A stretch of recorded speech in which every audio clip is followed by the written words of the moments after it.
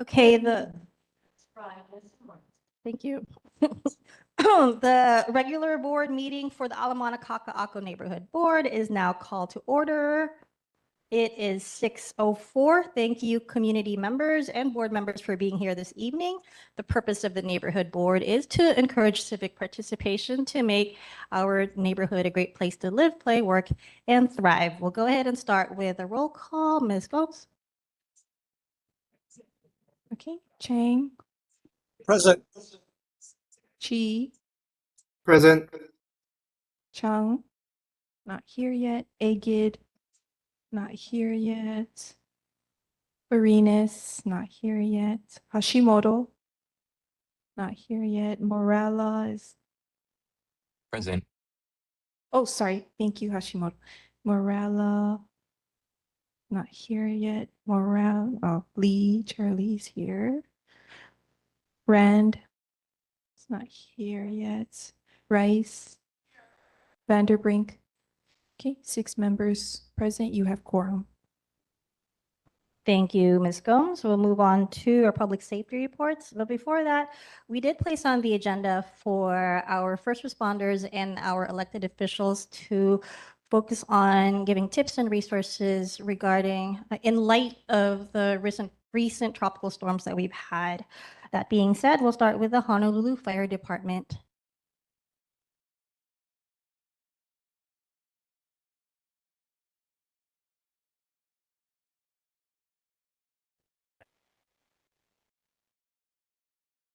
Good evening.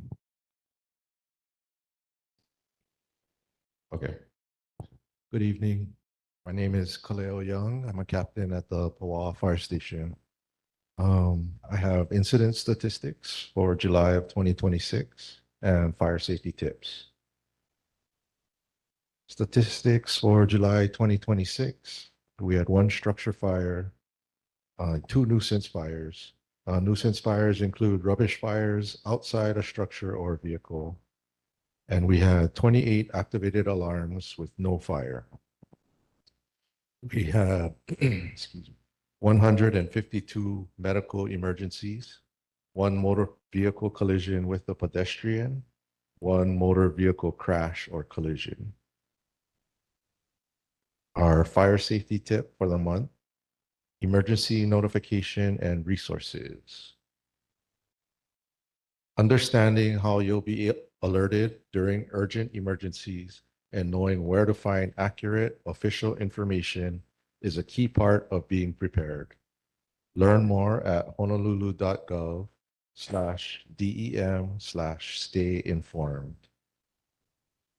We have 2 alert methods: an opt-in alert. These notify individuals who have signed up to receive alerts via text, email, or app push notifications based on user preferences. Alerts are sent based on location. Systems include HNL Alert and official government social media. Sign up at hnlalert.gov to receive notifications. Alerts may be shared by official city, state, and trusted partner accounts. And the second is a public alert and warning system. These systems deliver urgent, life-saving information during immediate threats to public safety. In Hawaii, this includes the EAS, or Emergency Alert System, the WEA, which is a wireless emergency alert, and outdoor warning sirens, depending on the emergency. 1 or more of these may be activated. Thank you. Any questions? Thank you. Questions from the board? Second Vice Chair Vanderbrink. Thank you, Chair. My question is, during the recent hurricane that happened, I did see a lot of people in the Moana area did have to go outside, drive around for any number of tasks and reasons. I was wondering if you had any safety tips for people that did have to leave the house during the dangerous weather, the dangerous hurricane that hit us. I would say, first and foremost, stay at home if you can.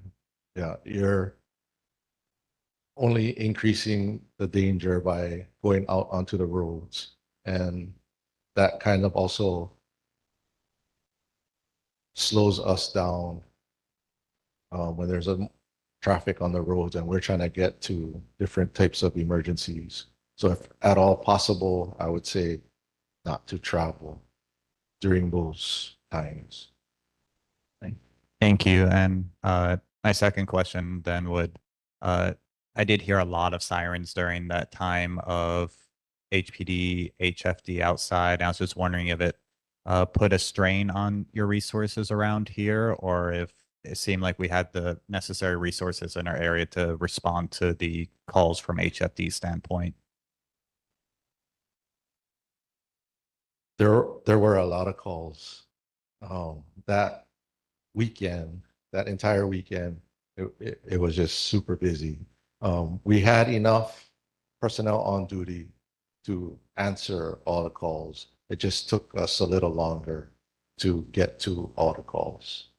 'Cause we had, I would say, on a normal day, we'll do 20 alarms, and that weekend we had over 100. I thank you. Thank you, Second Vice Chair Vanderink. Any other questions from the board members, community members? Do we have any questions for the fire department? Okay, thank you for being here this evening. Moving on to the Honolulu Police Department.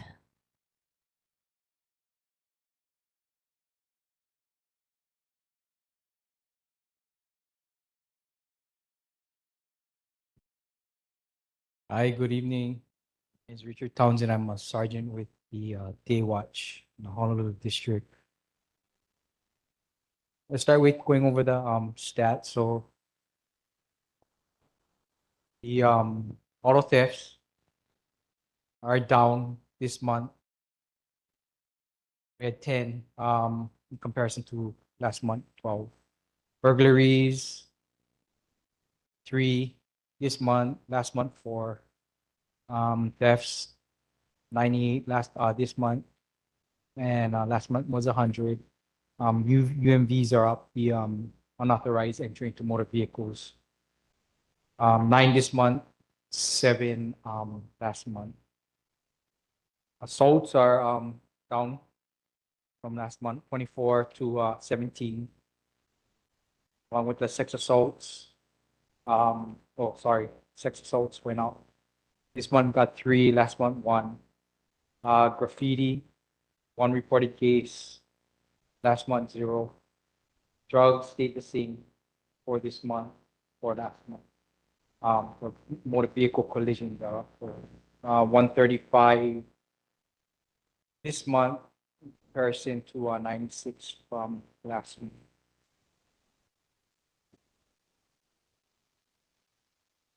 Let's continue to community awareness, calling the suspicious behavior with the motor vehicles being up. We gotta start pushing the driver safety and taking the time driving in the mornings. Just have any questions? Any questions from the board? Second Vice Chair Vanderink. Hey, thank you for being here. I did hear about a motor vehicle theft where a car did crash into a tree in Ala Moana Boulevard. I think it was within the last week. I noticed that it said the owner of a vehicle was 90 years old that the teenage suspect stole it from. I was wondering if you see motor vehicle thefts happen more frequently with our kupuna, or if it just happens to people of all ages. I would say it's all. It's from what I've observed, it's when you give people an opportunity, leaving the car on while you run into the store,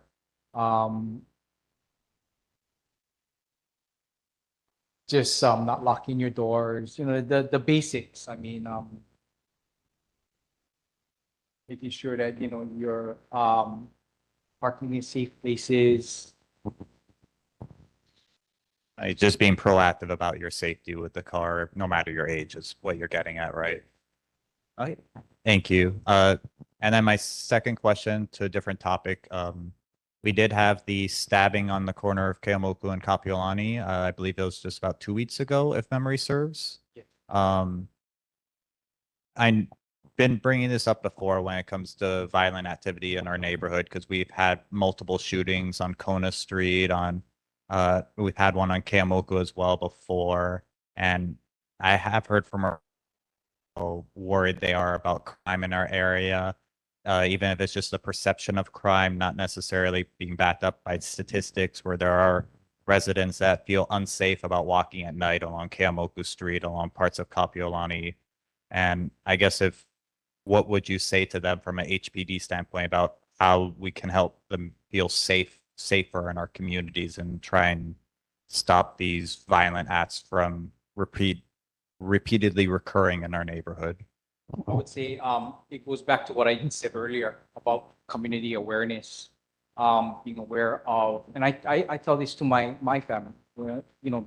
Whenever you go out and you, for instance, go to the store, when you exit, you always want to be aware. Yeah, so many people are so into their phones and constantly looking at their phones, not paying attention to what's going on, and simple as just stepping out, looking around, observing your environment. If there's something that doesn't look right, call it in, go back into the store, and wait. When you walk to your car, check it before you climb into it. If there's anything that's suspicious, step back, go back into the store, call somebody. It's just basic kind of things that we need to get back to that I think will help. Thank you. And last question on the topic of the stabbing as well. From the media, I understand you might not be able to answer this because it's an ongoing legal case against the suspect. But from media reports, it sounds like that this individual might have been homeless with mental and behavioral problems. Are you able to confirm if he's one of the homeless that do reside in our area, or if he's somewhere that came from outside our district and was just happened to be passing through? Yeah, with that, with the homeless or the houseless, they're constantly, on the move. So he could have been from this area, could have been from another area, but yeah, there is a lot of these RCPs that who have a lot of mental health issues, and of course drugs is another big topic that affects them, but they're constantly roaming. So like I said earlier, it's the same thing. Just constant awareness of your environment, calling in the suspicious behaviors, letting us know so that we can go and address the issues. If you guys see certain people, in the same area that look unsafe or that could do harm to the people in the community. Just to clarify, he wasn't from the homeless community that's by the H&R block. I just asked because when I saw the aftermath of the stabbing, I know there's a large homeless community that resides around the H&R block building there, and he wasn't a part of that group, or you're not aware of that, or have that. Sure, but I think we'll find that out. Okay. I appreciate it.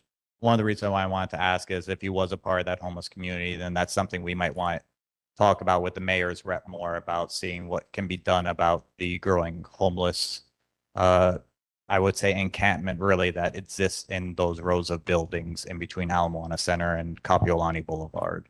So that's why I wanted to inquire about it. Thank you. Thank you, Second Vice Chair Vanderbrink. First Vice Chair Rice. Thank you. And thank you for being here, Officer Townsend.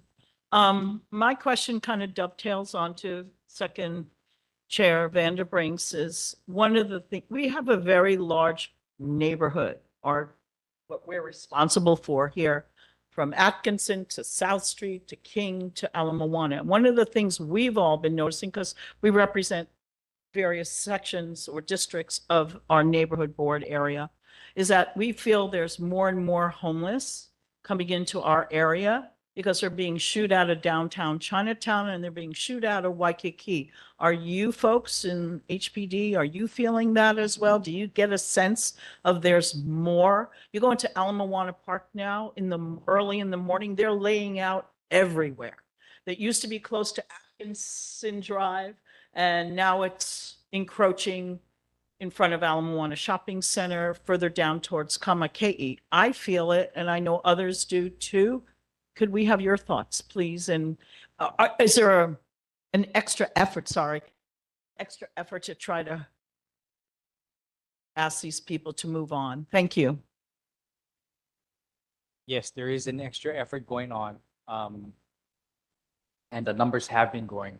I was in this district for close to 10 years now, and I've noticed that there is a very high increase in the homeless population in this area. I specifically used to work the Ala Moana Beach area, and I used to do sweeps every night that I was on duty. And no matter how many of these homeless people I would push out of the park, get them to shelters, find them somewhere else safer. That's going to keep them out of us pushing them to another area. Sometimes they don't want to. They don't want help. And that, again, right, it goes back to the mental health issues. The drugs keeps them from going into the shelters. And you see new people all the time. People coming in from the mainland, of course, Los Angeles is a popular area that they send them over. They come down with all their belongings, and you try to help them. And sometimes they'll take the help. I've seen families come down, promised of being able to check into IHS or some kind of shelter, and they get turned away when they get here. And you give them 2 to 3 weeks, and they have nothing because everything gets stolen. So my answer to you is it's a matter it's not a matter of pushing them out, because if we push them out to another area, it's just going to cause problems for that area. But if we keep pushing, it's just gonna eventually, and I think it's getting to a point where, man, how hard we push, there's no room for anybody to go in. So it's the numbers are increasing. There's nowhere else to go. What we need is affordable housing, more shelters, sources that we have are minimum. So other agencies that help us out.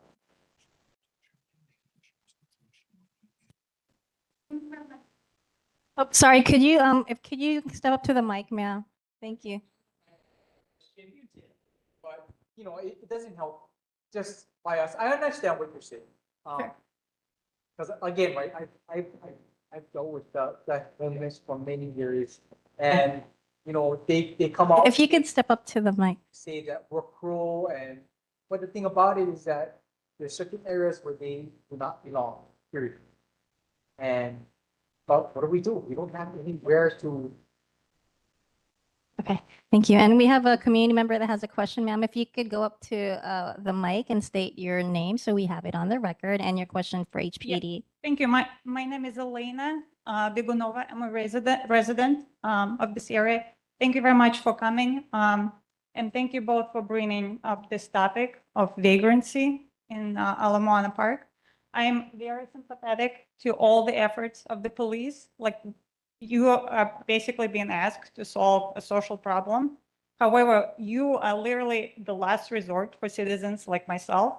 So in the last 6 weeks, I have witnessed public urination against like trees where children play by these vagrants. And what I'm also noticing is that there's clearly a selective enforcement of anti-vagrancy laws, because when you go to Waikiki in their parks, there are no vagrants there, but there are vagrants in Ala Moana. So with respectfully, I want to push back a little bit at the idea that they have nowhere to go and we cannot push them back. Clearly, a decision has been made to push them into Ala Moana Park and not allow them to be in Waikiki. So that's one. And I would like to propose a solution to where we can push them to get some action from our governor and from our state officials who are responsible for social problems like that, to resolve it. So both the governor's mansion and the state senate are across from each other. There's plenty of park area there. Let's push them there so that the officials who can solve the problem can witness the consequences of the failure of their policies.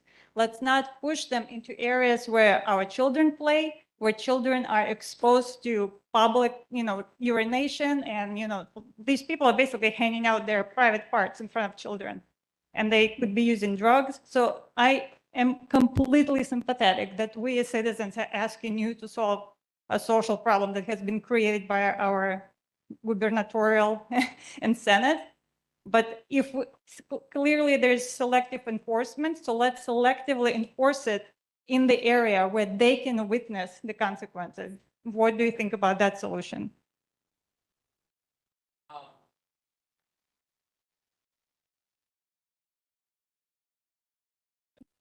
With whom do we need to bring them up? We want to help you bring this up. Like, what can we as citizens do to help you to basically attract attention of our governor and our state officials? So. It's working. So. A large majority of these people, like I said earlier, don't want the help, because if they do go into a certain area where, say, you were to build an area where it's secured, and they won't be able to get what they need, their drugs, their way of thinking, because they do have all these mental health issues. They don't want to be confined to an area.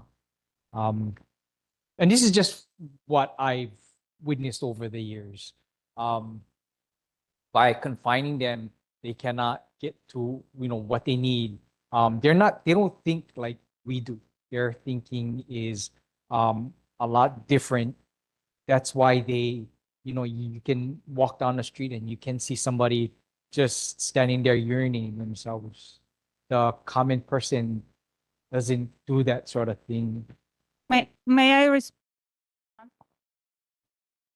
I respectfully push back on that? So clearly, you can enforce it in Waikiki, right? So you're saying they don't want help. We can't like force them to go somewhere else. Clearly, you can do it in Waikiki. So again, respectfully, I'm pushing back on this idea that we cannot. And the fact that you're saying they don't want to go somewhere where they cannot get drugs, you're basically admitting that they can get drugs in Ala Moana Park.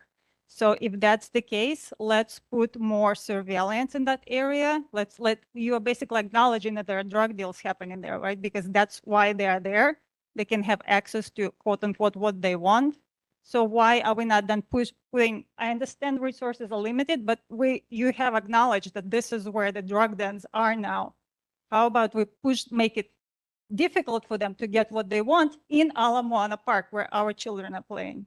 So the drugs are everywhere, and we cannot force anybody to do anything.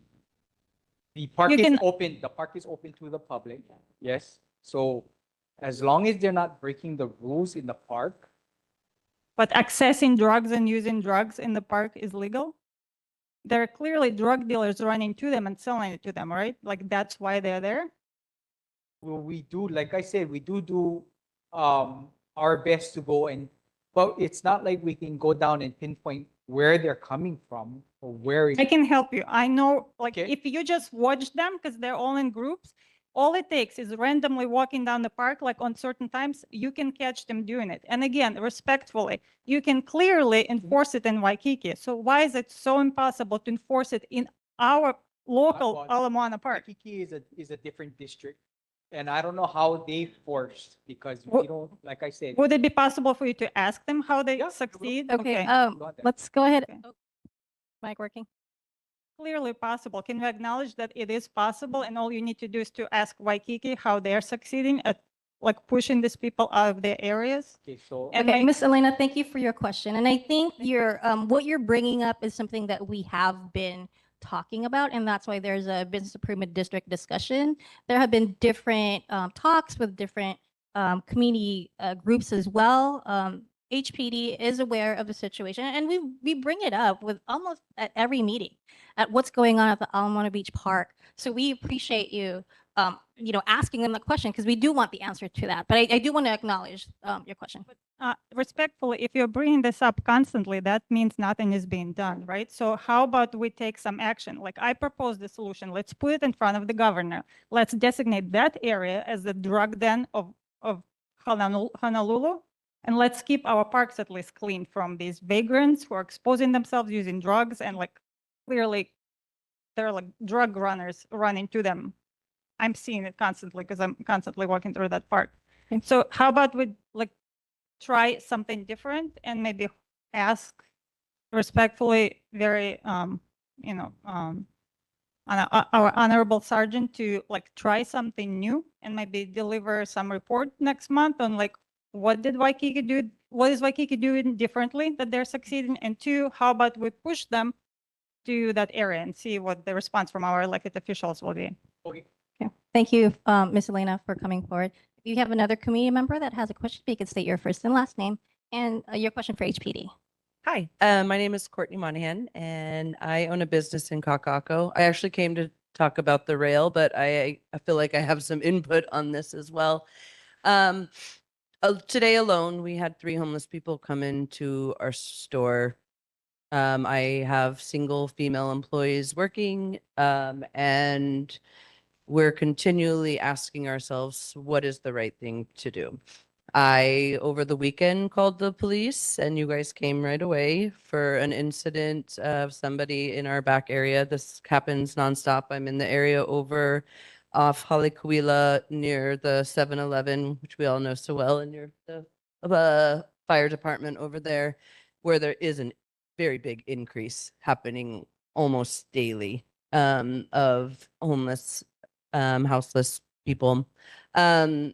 Feedback that we've gotten or advice that we've gotten when we've tried to reach out to the police department, our landlords, different people, is that we should always call the police to report it.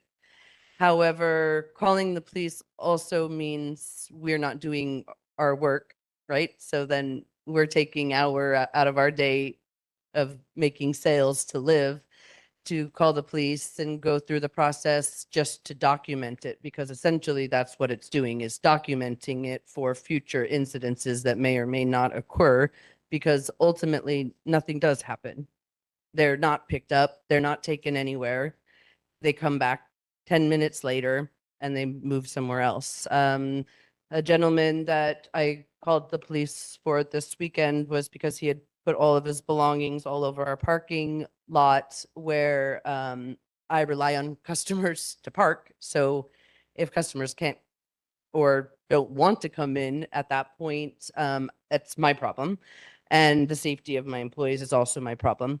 Happily my problem. But we had talked to this gentleman, or my landlords had talked to this gentleman, and they did call the different services, and he has been on a list waiting to get into different housing, and he's still on the list. However, I have watched him for months in the neighborhood. So I agree with you. There's no answer. And I don't And that's, I think, what everyone's frustrated about is there is no answer. So how do we create change? How do we make steps towards making your life easier? Because if you arrest them, where are they going? They're going nowhere, right? So it's a waste of everybody's time to even call. I also did know the gentleman who was stabbed to death, so I do appreciate you bringing that up. But how do we also confront people when they're stabbing people? That takes away our voice. That takes away our ability to stand up for ourselves as citizens. So, anyways, that's all. Thank you, Ms. Courtney, for your comment question. Sir, did you have a, okay, if you could step up, could you step up to the mic? We'll kind of change this up just because we want to make sure that your voice is heard, that your name is heard, and everyone online can see you as well. Okay, how's this? Yes, first and Aloha. last name, and your question for HPD. My name's Dylan Armstrong, former resident of Moana. And my question for HPD has to do with riding the bus. There's a rampant epidemic of bus stops all over this island currently being used as permanent shelters by homeless persons. Some bus stops in this area that tend to have habitation would be over at Kapiolani and Ke'eomoku, at Kamake'e and Kapiolani, along Queen Street in the past. But this is an island-wide problem right now. I'm really tired of hearing from the Audi and the BMW crowd about how I'm being heartless for not wanting to stand in urine or needles or whatever. And I want to know two things. What is it going to take for HPD to immediately respond to a situation? And two, what is it going to take to stop this from recurring? I don't want harm to the homeless. I don't want them traumatized. I just want the problem to stop. Thank you, Mr. Dillon, for that comment and question. Officer Townsend, if you have a response to that, and then we can move, did you have a question, Secretary Farinas, or? Okay, if you can go ahead and respond to that comment slash question. So that area is developing really fast now too. So, all the little areas that they used to be able to hide in and were out of sight are now being occupied by the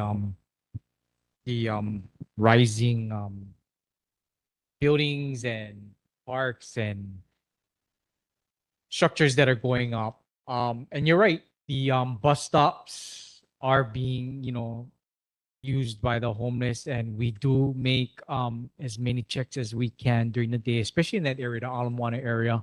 Thing about it is that we cite them, we send them on their way. They don't have anywhere to go because, again, right, it goes back to the resources. We don't have any resources to rely on where we can have them go down. If we send them down to IHS, IHS is so overwhelmed right now too, and they don't have any room for them either. So they'll walk away and they'll just come back. And I'm pretty sure that you've witnessed that before. So once we send them on their way, they'll either go to another bus stop or another area that, is going to cause, the same issue, or they just come back to, or we arrest them. But the thing about it is that if we do arrest them, we're just going to put them in, we're going to house them, and they're going to go to court and they're going to get released, and they're just going to go right back to what they know. Again, it goes back to the mental health. We need people from the state or another agency to come out and help these people. But we don't have that, and we don't have the resources to, have these people or take these people. Too. Thank you. Question from Secretary Farinas. Did I?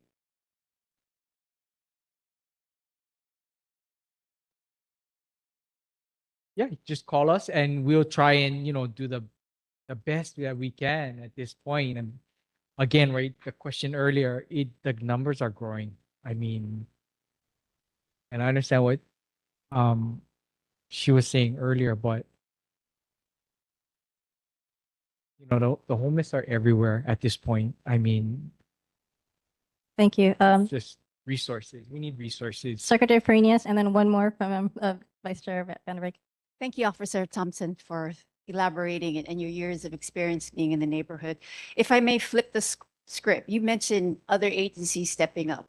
Is there an effort to join forces with other agencies? I see we have Hawaii Health Harm Reduction in the room here, and they specialize in dealing with, reducing harm and with dealing with mental health issues with our neighborhood residents. So is there an actual effort to collaborate, Yes. resources and agencies? So I mean, we understand the police department, as much as we appreciate you folks and I'm grateful, we know you folks are overwhelmed as well in terms that you cannot be the be all end all, but there are other agencies who have that expertise and who would know how to address certain issues of this multi-layer faceted issue of the homeless population. So I'm saying we've heard this song and dance before, and it's just been getting larger and larger and larger problem.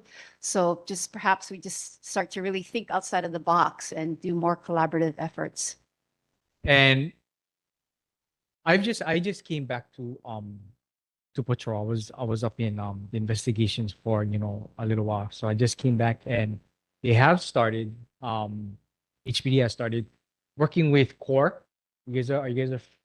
And they'll go out and they'll talk to the they'll target the mental health issue, and they'll go out and they'll talk to these people and help them get help. And sometimes they're successful and they're able to take them to the facilities that can give them help. But there's also people that are gonna refuse. So yes, there are efforts, there are, but for the most part, I would say the resources and are probably a lot of when I was I can't remember, there were a couple of private agencies that would try to help, but even for them it was difficult because they were only would deal with specific types of mental health issues or people that were suicidal, and they just didn't have the room to take these people in because they're, and then there of course there's another agency that just went up in that area by Alacava area. They have that mental health, but I would say that even they're probably limited too. So I can go check in, see what else resources they have, but I'm right. It's limited. I mean, Thank you. We have a couple more questions. First Vice Chair Rice, second Vice Chair Vandenbrink, and then we have a community member. Thank you again. I know this is a challenging subject for all of us, but to Mr. Armstrong's questions, start writing letters. Write letters to the governor, write letters to all your politicians who represent you, write letters to city council, write letters. Everybody in this room should be writing letters. Get angry, but in a polite and professional manner. HPD is short 463 officers on this island alone. Our neighborhood, which is from South Street to Atkinson, from Ala Moana to King Street, has 20 officers on any given day part. That's it. Yes, Waikiki has more because people see that as the cash cow. But if anybody read Pacific Business News this week, the cash cow is now our neighborhood. We have the most wealth on this island in our neighborhood. So let's get upset and let's not blame HPD for all of our woes, because we bring on some of those woes ourselves in a sense, because there isn't enough funding for mental health. There isn't enough funding for shelters. Maybe there is, and it's not happening. So let's make it happen. This neighborhood board can't do it by themselves. HPD cannot do it by themselves. Waikiki Improvement Association, which has a new name now, can't do it by themselves. But we can make things happen if we work together. Don't come up here and point fingers. Come up with solutions. And you did come asking for a solution, and I think that would be the best thing to do. So let's get into a letter writing campaign, everybody, and make change, because that's the only way it's going to happen, in my opinion. Thank you. Thank you, First Vice Chair Rice. Vice Chair Vanderbrink. I just want to echo what First Vice Chair Rice said, which is we need to use our voices to actually get more action done in our neighborhood. And no disrespect to Officer Townsend here, but a year ago, HPD would come on Zoom for about 10 minutes for our meetings to talk about the issues in our neighborhood. And it was only after pestering and complaining about more issues do they finally come in person. And we're very grateful for that because we can actually pose more questions in person and get more answers. But it's really just about pestering and making sure your voices are heard, because we do have our elected officials online who are listening in. We have our governors, or we have our mayor's rep who, if you keep showing up to these meetings and keep sharing your stories and keep sharing the problems that we see within our neighborhood, we will get more action. And if we don't, then we won't get more action, because at the end of the day, our elected officials, the mayor, the governor, they know that they need votes to stay in office, and they're not going to get it unless they address our problems. So please keep coming to our meetings and please keep sharing your stories here. Thank you. Thank you, Second Vice Chair Vanderbrink. And we have a community member online, Johnny May Perry. Oh, thank you, Chair. So I just want to offer, if the board have not invite the governor's homeless representative and the mayor's representative on homeless to give the community a better understanding what the challenges are. And with Waikiki, that's the law that was passed. And by doing that, the homeless people move on to another area. That's how that all started, like the 3 strikes you out. And there is a law that will be heard by city council on the bus stop issue. But again, lack of enforcement. If they see the police officer, they're gonna ditch. So it's a really complex problem. And like Vice Chair Rice said, maybe you have to constantly be the squeaky wheel, sign up to be for legislation hearings on housing and the city council. That might also help the community. Thank you, Chair. Thank you, Ms. Perry, for that comment. And just as a reference, we have an action committee, and it was born out of the need to have further discussions. It's more informal, and it's every second Tuesday. Ms. Perry, to your point, we did invite the coordinators from both the state and the city a few years ago. Unfortunately, the offices changed hands. So now we have to start over. But again, to our vice chair's points, we hear everyone. And even listening to HBD tonight makes me realize that everyone is frustrated at all points. So hopefully we can all work together to, come up with solutions, even though we may get redundant. We're redundant because it's the same problem that we're addressing over and over. So again, on behalf of the board, like we've said, we thank everyone for stating your concerns out loud. This is what we are here for. If there are no other questions for the Honolulu Police Department, we can move on. Officer Townsend, thank you for responding to everyone's comments tonight. Thank you. Okay, let's move on to presentations. We have one on the AIDS Memorial and Community Site at Kaka'ako Waterfront Park. We have Mr. Dean Hamer. Is it Mr. Joe Wilson? Okay. And Hawaii Health and Harm Reduction.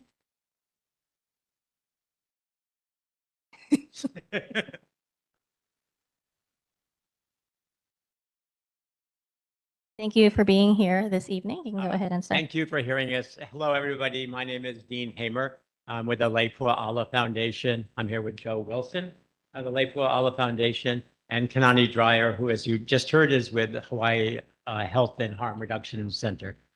And we're really pleased to have this opportunity to present to you our proposal for an AIDS Memorial and Community Memory Site at Kaka'ako Waterfront Park. And I just wanted to start by saying that this is a remembrance project, but it's also a project about caring for a public space. And it's our hope that the work that we want to do will help to make the beautiful Kaka'ako Waterfront Park just a little bit better maintained, a little bit more active, and ultimately a more welcoming place for everybody in the community. We've been working on this project about 2.5 years now with a variety of community partners. Major partners include the folks at the medical school, which of course is located right at the park. WCIT, an architecture firm, which has done a lot of work in Kaka'ako, including at Mother Cauldron Park. And really our closest collaborator is the city and county of Honolulu. We've done a number of projects together. This is our 5th project, and it's our 3rd project in a public park. So they've been extremely supportive and collaborative on this work. And our major partner, our really co-equal partner, is Hawaii Health and Harm Reduction. And Kanani, do you want to say a word about why this is important for your board? So aloha everyone, my name is Kunani Dreyer. I'm the Deputy Director of Programs at the Hawaii Health and Harm Reduction Center. I tell people I've been around for a long time.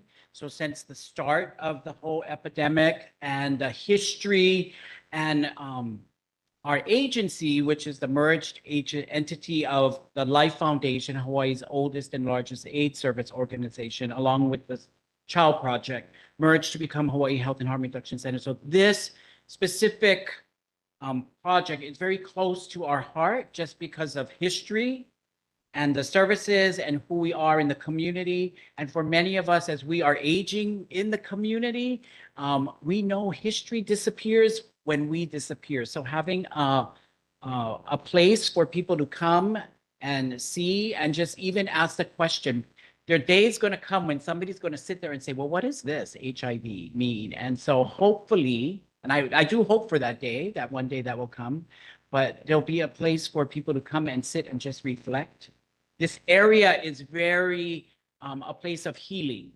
And so very important to us. And our office is just like 2 blocks away from there. And we've been there for about 30 years. So we have a vested dedication to this. Excellent. And if we do the next slide.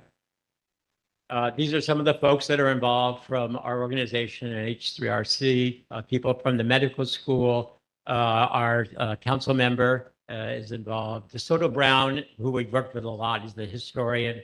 He's at Bishop Museum, the archivist, the digital expert, and folks from WCIT. So the next slide. Our vision is to create a place where people can gather to reflect and mourn and honor those who have been lost or suffered from HIV/AIDS, but also from all of the other epidemics that have coursed through Hawaii over the period of time. We also want to uplift Hawaiian traditions of well-being and inclusion, and really to celebrate those who are guiding us towards a more just and caring future. So it is a memorial that will look backwards in time, but it's also a place to look forward towards the future. The next slide. This project really got a kickstart 2 years ago when the AIDS quilt panels from Hawaii returned to Hawaii for the first time at the Capitol Modern with H3RC. And I think it was just a very potent reminder to people of all of the pain and the agony that Hawaii went through over this period of time, but also, the next slide, of the fact that Hawaii was different than most places in the United States and really dealt with the epidemic with science and with common sense, as well as compassion. And that made a difference. A lot of lives were saved in Hawaii that were lost in other places. So that's a history that's very worth remembering. And the next slide. So after a process, AIDS, the memorial was chosen to be a Kaka'ako waterfront park. It's a place which, as Kanani mentioned, has already been used for ceremony by H3RC. And the next slide. Has a lot of important connections to this site. Kaka'ako was the place of epidemics in Hawaii. It's the place where the first smallpox hospital was located. It's the place where the first leprosy hospital was located and where people with Hansen's disease were put on the boat to be taken away to Molokai. But it's now becoming a place of healing. The medical school is there, H3RC is there, and it really has a spiritual quality, I think, that any of you who have walked in this park will recognize. It's also, though, a place that really needs some community loving care. The next slide. So, as you may know, there's been a lot of vandalism at the site. There's been a tremendous amount of graffiti. The overlook has become a tagging site. The lights have all been sort of destroyed. The electricity is gone. It could use a lot of care, and it could use more people, frankly, simply to be present there and to take space there. The next slide. So right at the beginning of this process, we formed an adopt park agreement with DPR, and we've now had several cleanups and talk stories. It's a great opportunity both to improve the upkeep of the site and also for people in the community to express what they would like this memorial to be. The next slide. These are some of the groups, H3RC, folks from the Employee Resource Group, including Kelly Nakamura, who is right there, was one of the first leaders of that group. And the wonderful group of medical students led by Deanne Carpenter. She's a Kanaka who's head of the Native Health Department at the medical school and who has been teaching her medical students, many not from here, about the history of Kaka'ako and teaching them a Hawaiian chant. So they've been very enthusiastic. Next slide. This is the overall plan for the improvements. We're focusing on the overlook, that beautiful site at the highest point. But we thought it would also be useful to try and help improve the overall park experience by adding some signage and some other features that would make it a more integrated experience for visitors. So the next slide. So this is the overlook concept drawing. This is the basic idea of what we would like the overlook to become. We want it to be a welcoming space with a site of reflection. We have reflection benches. The main feature of this site is that it uses the existing infrastructure, the rock walls, the internal circle, and all of the already built things to add on to, and to add on interpretive signage, to add on public art and other reminders, and to make this a place that is quiet enough for reflection, a place where you can go to remember the past, but also a place that is open enough and familiar enough that it'll be useful by everybody who's been using this space at the park for a long time. So it won't exclude people. It will really invite people in and invite them to a more cared for and more considered type of environment. The next slide. And mostly what we'll actually be doing are to put up a series of interpretive plaques, some that talk about the history of HIV in Hawaii, and others that talk about the other epidemics from smallpox to Hansen's to COVID that have gone through Hawaii, and others that talk about Hawaii's very long history of inclusion and diversity. These are all important topics for this memorial. And the next slide. And also, as I mentioned, we're going to add some signs right at the entrance. The signs have all been destroyed, but there will be a map so that people know where things are in the park, including the other memorials that are important there, as well as some history of the site. Remember, this long ago was all underwater. It was a reef, and then it was a garbage area, and then it had a bunch of incinerators, and then it was made into this beautiful park. Fortunately, the overlook itself is in part of the park that's not built on just the refuse. It's built on actual dirt. And the next slide. And even some wayfinder signage so that people know where they're going in the park, which is just not there at all now. And next slide. So one of the reasons that we're so eager to collaborate with H3RC is that they've been documenting the history of AIDS and have a number of groups of people that were there during the pandemic and are still here. And all of those additional stories will be collected on a digital portal, a sort of living community memorial. So we think of this as an electronic quilt, essentially, that will capture some of these histories forever. And the last slide.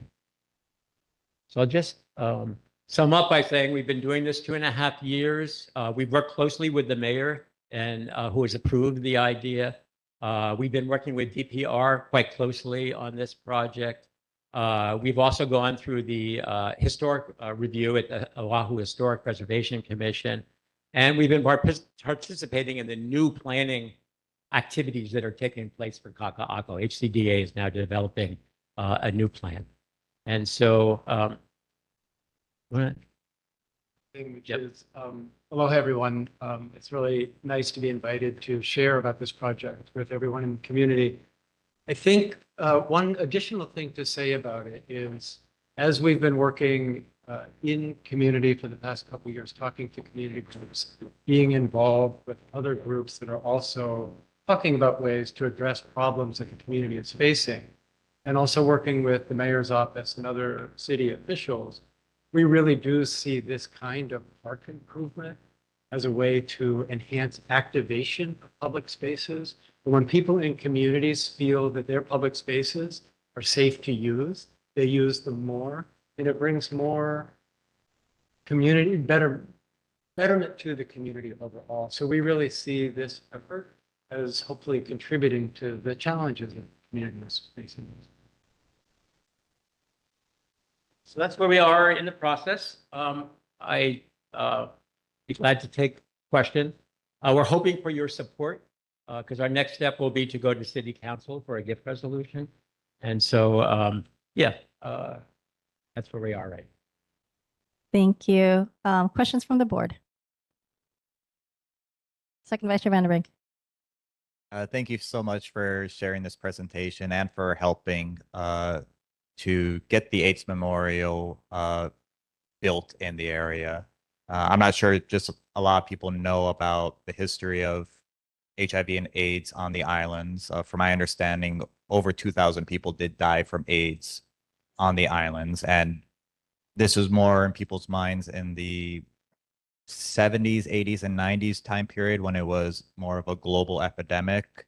And as drug advancements have gotten better, it hasn't been prevalent in people's minds, but it's still out there. We have to remember the people who died as well as looking forward. I have a friend who's younger than me and actually HIV positive, so it is still something we need to be aware of within our community.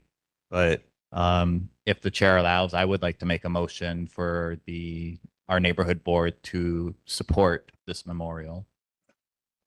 Sure.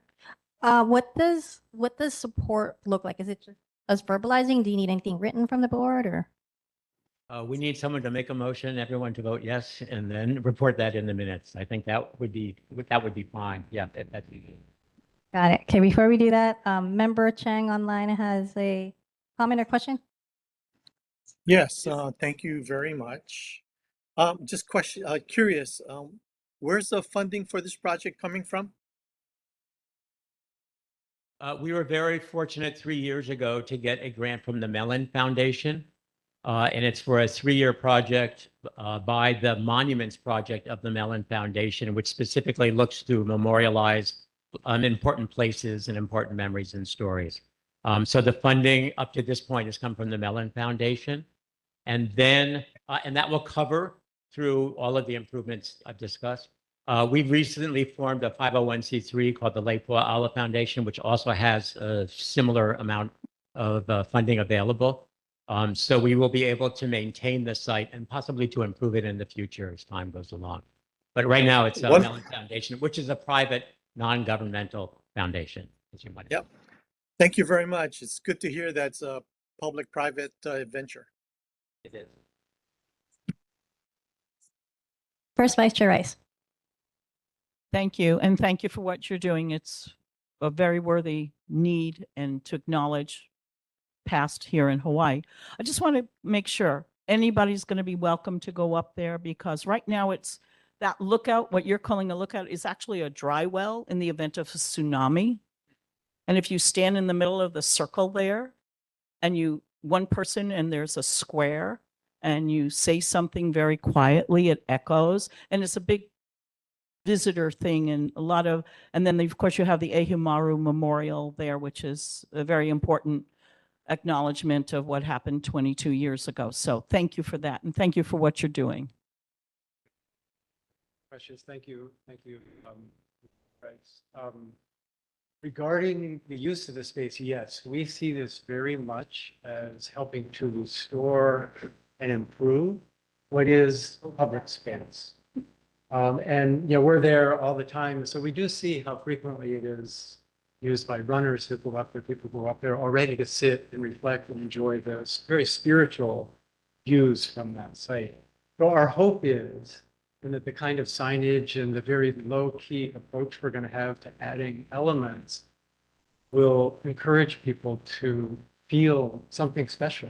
And because it's going to be a memorial that speaks to a broader set of histories. We see what we're working on as a thread in the broader tapestry of the histories of Hawaii, back to early times, the present day, and to the future. So we hope people, whoever happens to go there, can find something in it, something about being there that kind of speaks and nourishes them as well.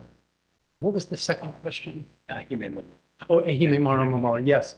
So as Dean mentioned, we have over the past 2 years been in conversation with not just park users and people in the community, but also folks at the Japanese American Society, Reina Kaneko. We've been engaged with her about this process. They're very supportive.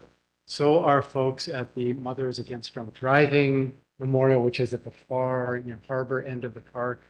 Also with Sean Brown, who is the sculptor whose piece La Hui is right there on the waterfront promenade. So we've been conscious about what are the elements that are in that park and how do we help to harmonize all of these things in the park so that residents, park users, visitors understand this place in its fullness.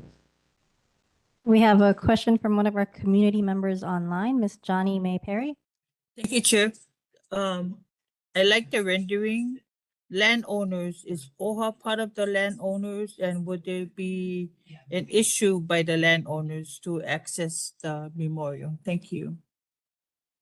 So it's in the public park part of the park. OHA is not involved. They have many adjacent parcels, and I imagine that whoever or whatever happens with those parcels, that people visiting there will be solid on that. OHA has been a big supporter of our previous work, like the Kapaimohu stones.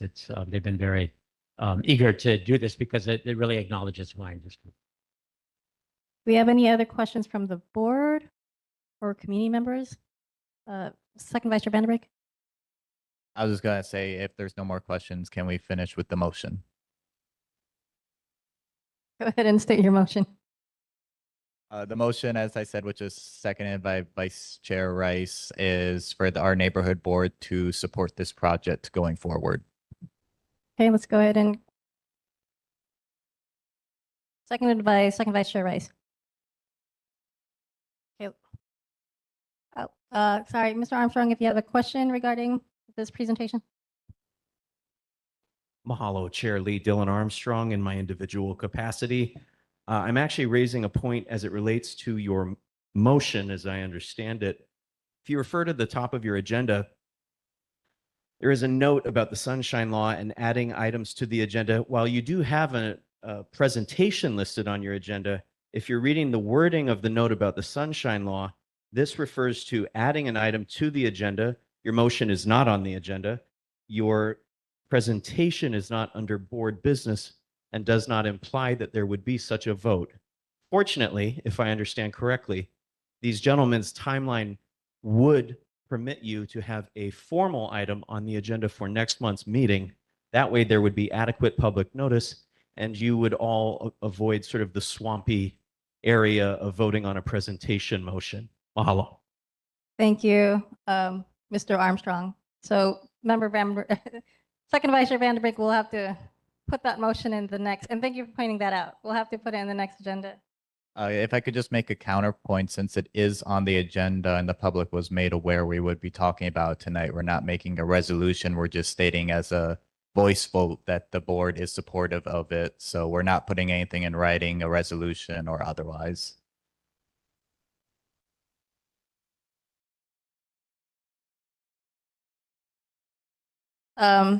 We'll have to push it to Mr. Armstrong's point. Thank you. Because it has to be voted on, and according to our NA as well, we'll have to do it. But please know that we do support it. We're here to let you know that, but we want to go through, as Mr. Armstrong pointed out, the formal process, just so our board is not getting dinged for violating Sunshine Law. So thank you. But thank you for being here and presenting. Thank you. Okay, next up we have Hawaii Pacific University Shark Race 5K. If we have Mr. Kevin Schwartz in the audience today. Mr. Kevin Schwartz, are you here? Okay, so we do, he did want to talk about the shark race happening on September 6th. The trail for it is in our Google Drive if anyone wants to see the map. Moving on to the 2026 Aloha Festival's Floral Parade, we have Miss Dre Khalili here. Chair, thank you so much for time on the agenda. This is really just a courtesy announcement, really. I think it's the 76th annual Aloha Festivals Floral Parade, and it is the 80th anniversary of the Aloha Festivals this year. But the parade is scheduled for Saturday, September 26th. The course has not changed in probably a generation. We are starting at Ala Moana Beach Park, and then we go through Waikiki and end at Kapiolani Park. The applications for parade participants is still open. So if any members of the community would like to participate, you can go on the Aloha Festival's website to sign up. But really just wanted to bring to everyone's attention that the annual event is coming up again. And with the event, of course, comes the necessary road closures to support a safe parade and event. The roads around Ala Moana Beach Park will start to close that morning as early as about 6 a.m. as we start to bring the floats from the convention center to the starting area.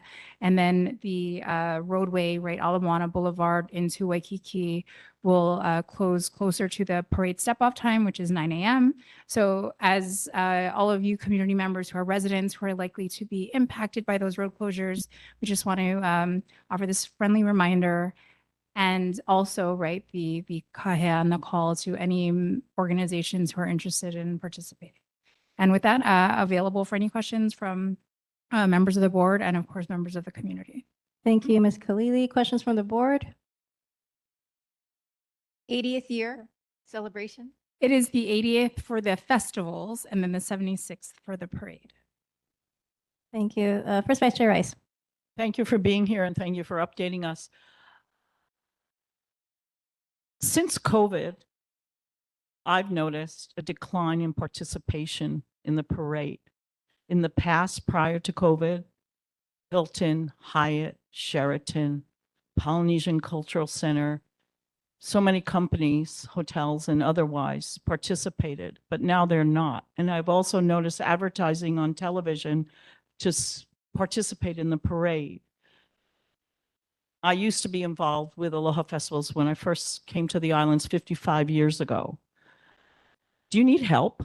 Because it just seems like you're struggling. The last few years for me personally was disappointing in the lack of bands, the lack of floats, and who do we need to push in the hospitality community in particular, who this festival was shifted to September to provide and attract visitors to come to Waikiki, and participate in the Aloha festivals and parades. So I know you're struggling and I would like to know why and perhaps how we can help. Thank you. Excellent question. I don't want to speak for the visitor industry. It's not part of my wheelhouse. I'm more of the support to engage participants and then work with the city on the permits and all of that. I will say that for bands, especially for high schools, one big barrier for them is the cost of transportation, like renting buses to get the students from their school to the parade and back has been an increased cost. And right, arranging the budgets like in the previous school year with the schools. So last year we tried to sponsor some of the bus transport, but still that was just a barrier too large, I think, for some schools to participate. And then of course, I think the cost of float building and stuff, and again, not to speak for our participants, especially those who do continue to put out the beautiful floats. I mean, it's quite a production. And I think universally we've noticed since COVID, just the maybe the slight decline of just volunteers coming out, not just for the parade, but just in community organizations and civic groups across our islands. It's limited now. And so, but very open to, this is only the second year that I've been in this role, but I think we have someone with a lot more insight who might have some thoughts on how we can really breathe a little more energy into the event. Member Agid? I've been working on the Aloha Festival since 2008. 8. And actually, it's managed by the Waikiki Improvement Association. Trevor Arbazua is here for a later discussion. But and actually, I'm still the president of Aloha Festivals as of today, just for this year. And so, yes, obviously, volunteers are always welcome because it's really a volunteer operation. But we've been pretty successful lately about building more fundraising. So I think we're back on the upswing. And so, but it is clear that parades, and not just ours, but all parades have been suffering from the issues that we were talking about here. And so support from the community is very welcome. Go ahead. I agree with everything you've said. However, having worked for Hilton Hotels for 30 years and prior to COVID, Hilton was so involved. They had employees design the float, and the week prior to leading up to the parade, anybody who was a guest in the hotel was welcome to come down and pin a flower or a seed or a leaf or whatever. And it was such a special time at the hotel. And I think we're missing that today. We're missing the inclusion of our guests who are here the week of. We're missing the inclusion of the hotels, in my opinion. I'll wait to see on the 26th and who participates because it goes right by my house. And it's just, if we need to push, I'm a big pusher, obviously, but we should push because the hotels all benefit, the activity companies benefit. I don't know why Roberts Hawaii doesn't step up and offer the buses for the schools to participate.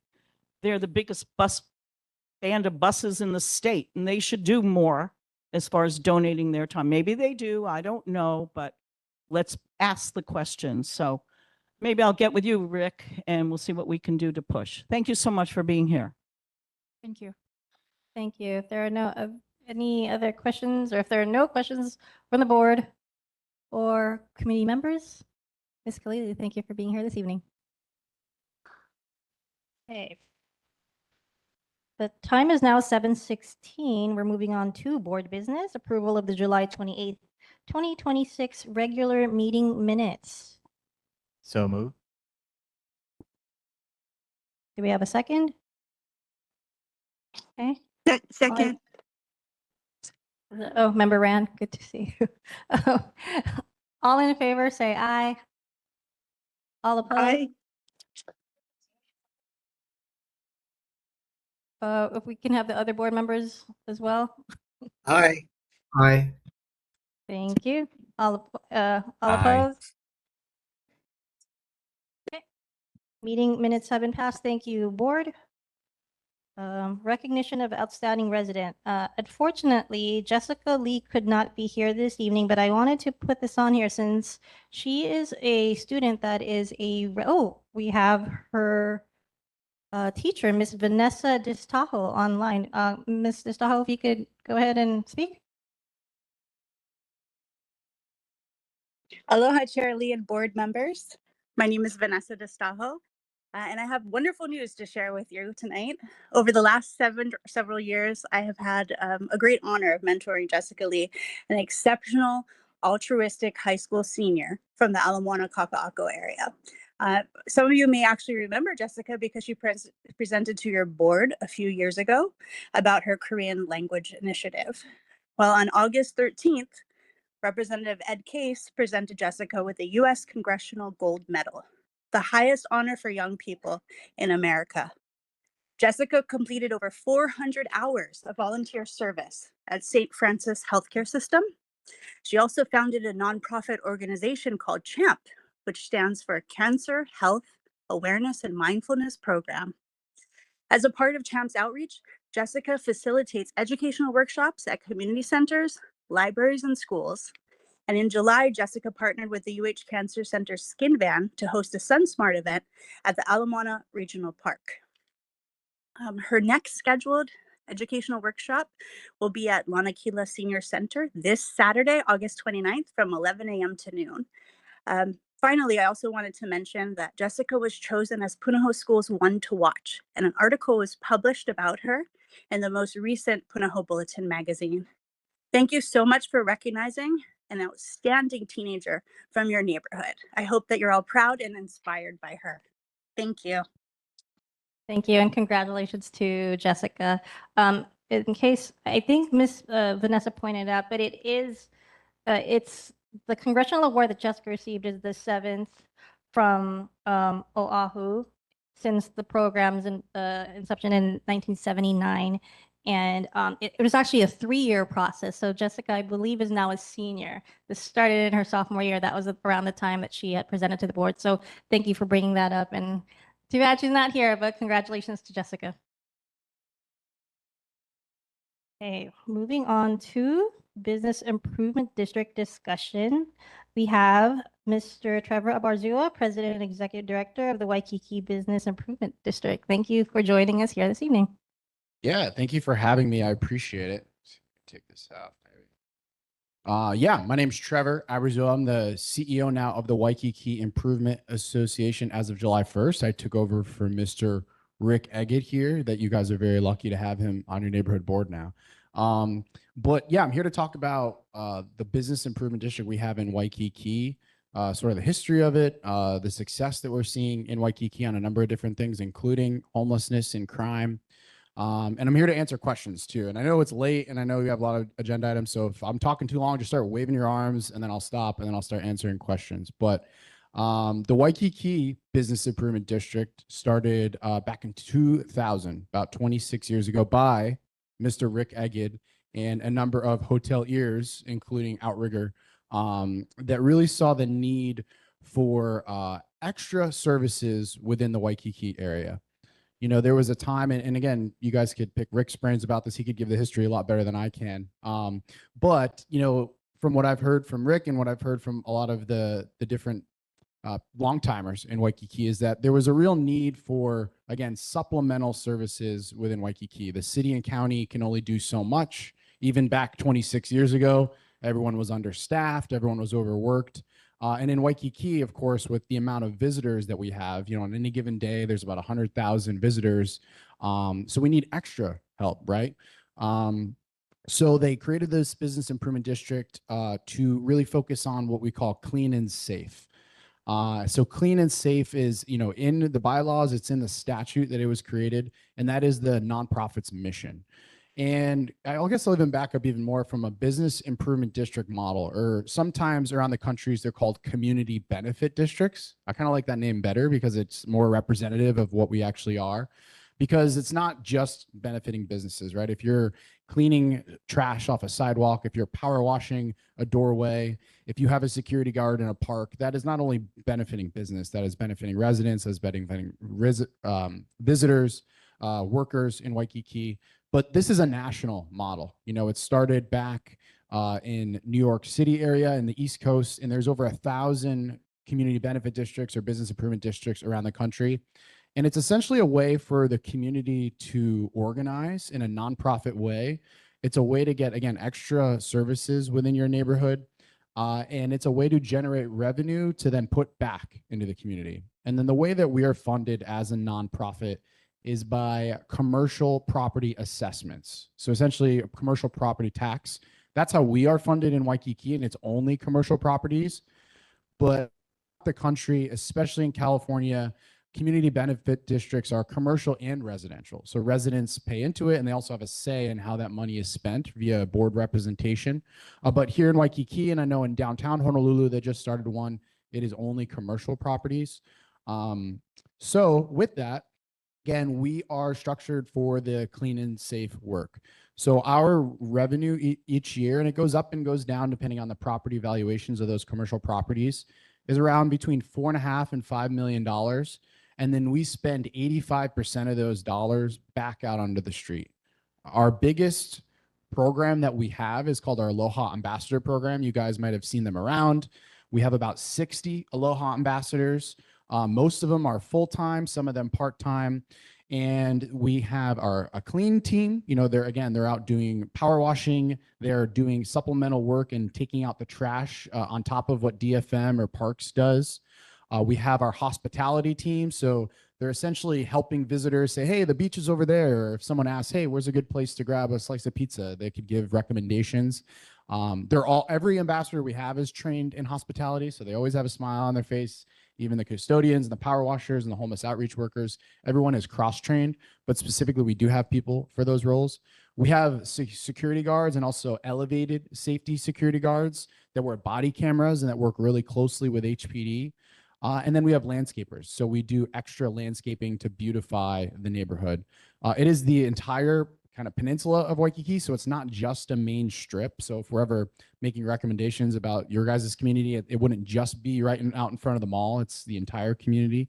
But again, it's a way to get extra help and services. But I think the biggest thing too is that it creates sort of people like me, that is my full-time job, more than 40 hours a week, that I live and breathe how to make my community of Waikiki better, right? And I'm paid to do that. And we have a staff of team to do that.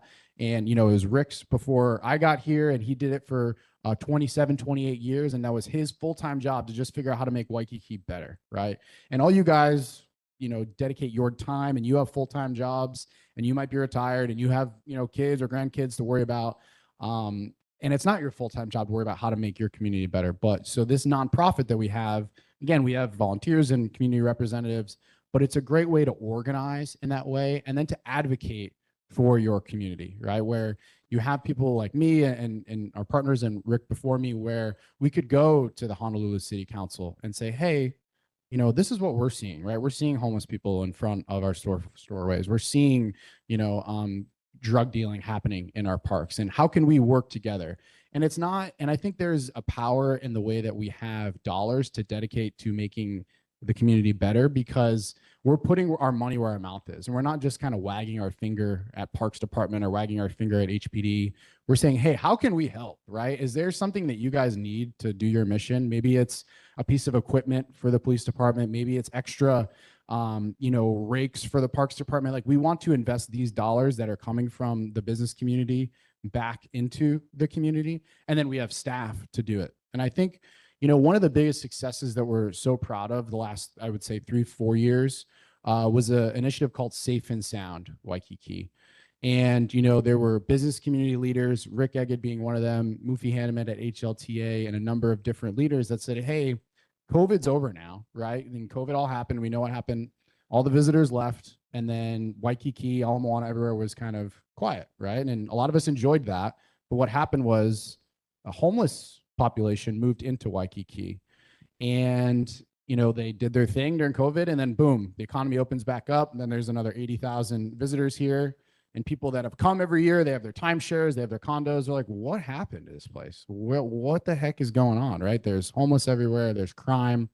And the businesses, not only the businesses, but the neighborhood board and other community members said, we have to do something. So they convened the police department, they convened the prosecuting attorney's office, the mayor's office, and said, how do we all get in a room, right? We will own it as the Business Improvement District and Improvement Association, but how do we all work together to really reduce crime, reduce homelessness?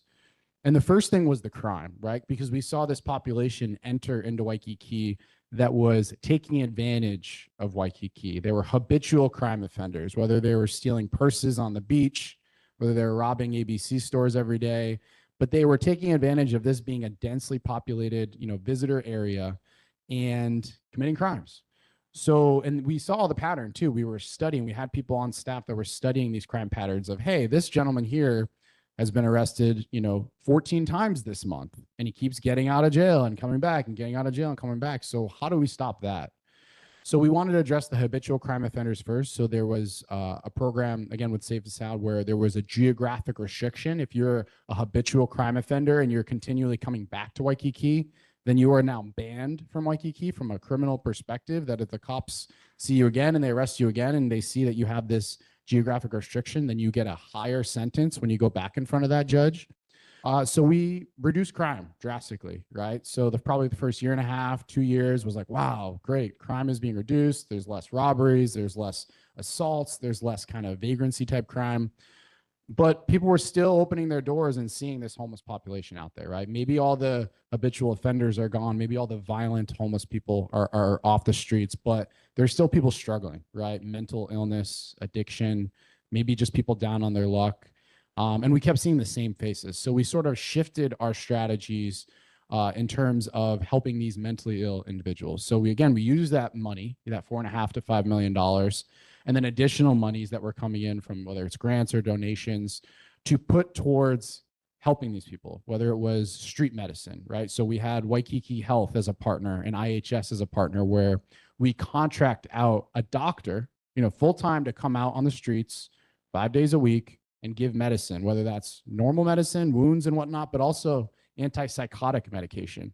Because what we were finding was, like the gentleman from HPD said, is 90% of the people were saying, hey, I don't want your help. I just want to keep sitting here and drinking and, smoking my whatever I'm smoking. Just get out of my face.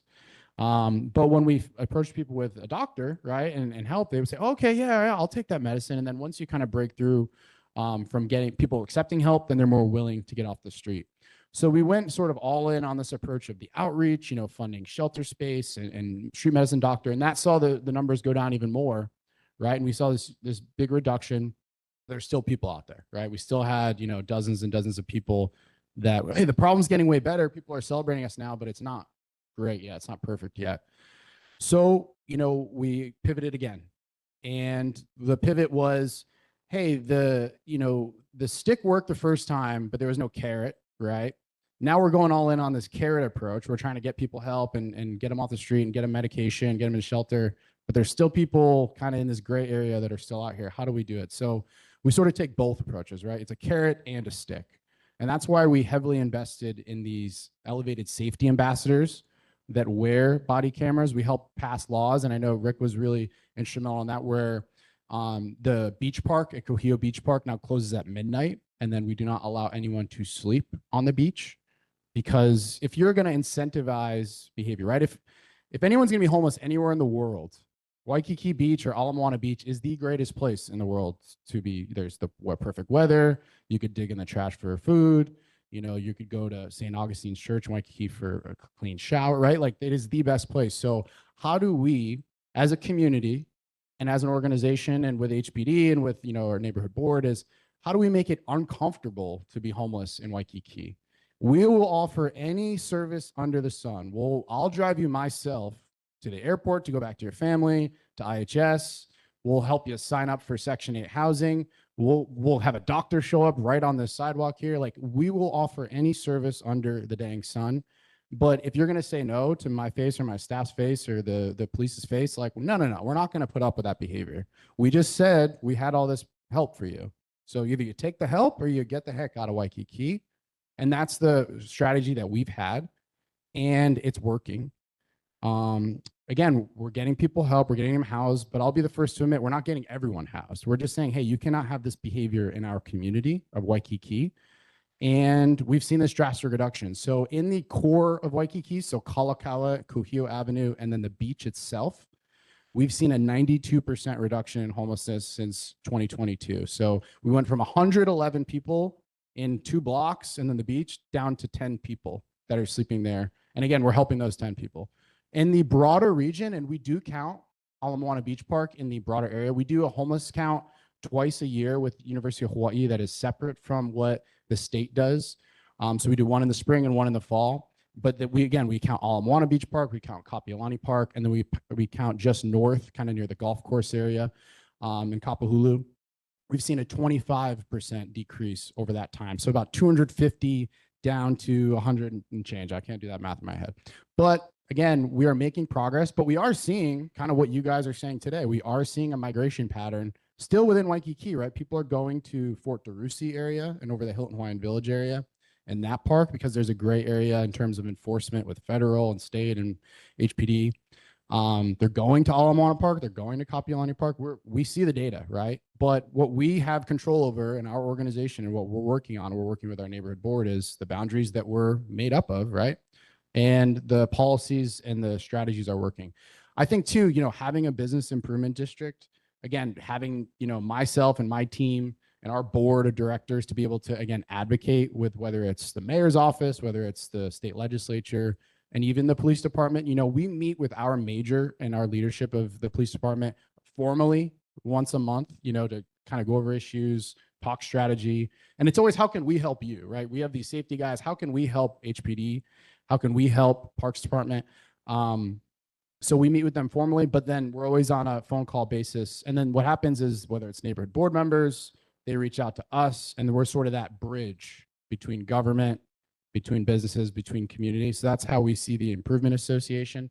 Again, maybe I'll stop there, answer questions. You know, I know that's been topical. What I've heard today is this homelessness and crime issue. Again, we've taken strides in that regard. It's not perfect, right? You're going to walk around Waikiki. It's a lot better than 2022, but we still have our own issues. But if you guys are considering this model of a community benefit district, of a business improvement district, we're seeing success. You can see success throughout the country. And again, downtown has just started up. They're starting to see success. So I'm here, happy to answer questions. But even when I go, you know, you could have my email, my cell phone, and you have Rick, right? Rick is the godfather of this. He started it in Waikiki. So he can answer a lot of your questions. I don't want to put him on the spot because he's in his official capacity as a board member. But again, yeah, Rick is a wealth of knowledge and who I learned from when I started this role about 4 years ago. So thank you, Chair, and happy to answer questions. Thank you, Mr. Albarzua. We appreciate you coming here tonight and giving us an overview of how a BID works. And this conversation has been, you know, coming up more and more. We have certain individuals in the crowd. We have Bishop Sura and folks from Shingon Mission who started AMNHA. Apologies if I got that wrong.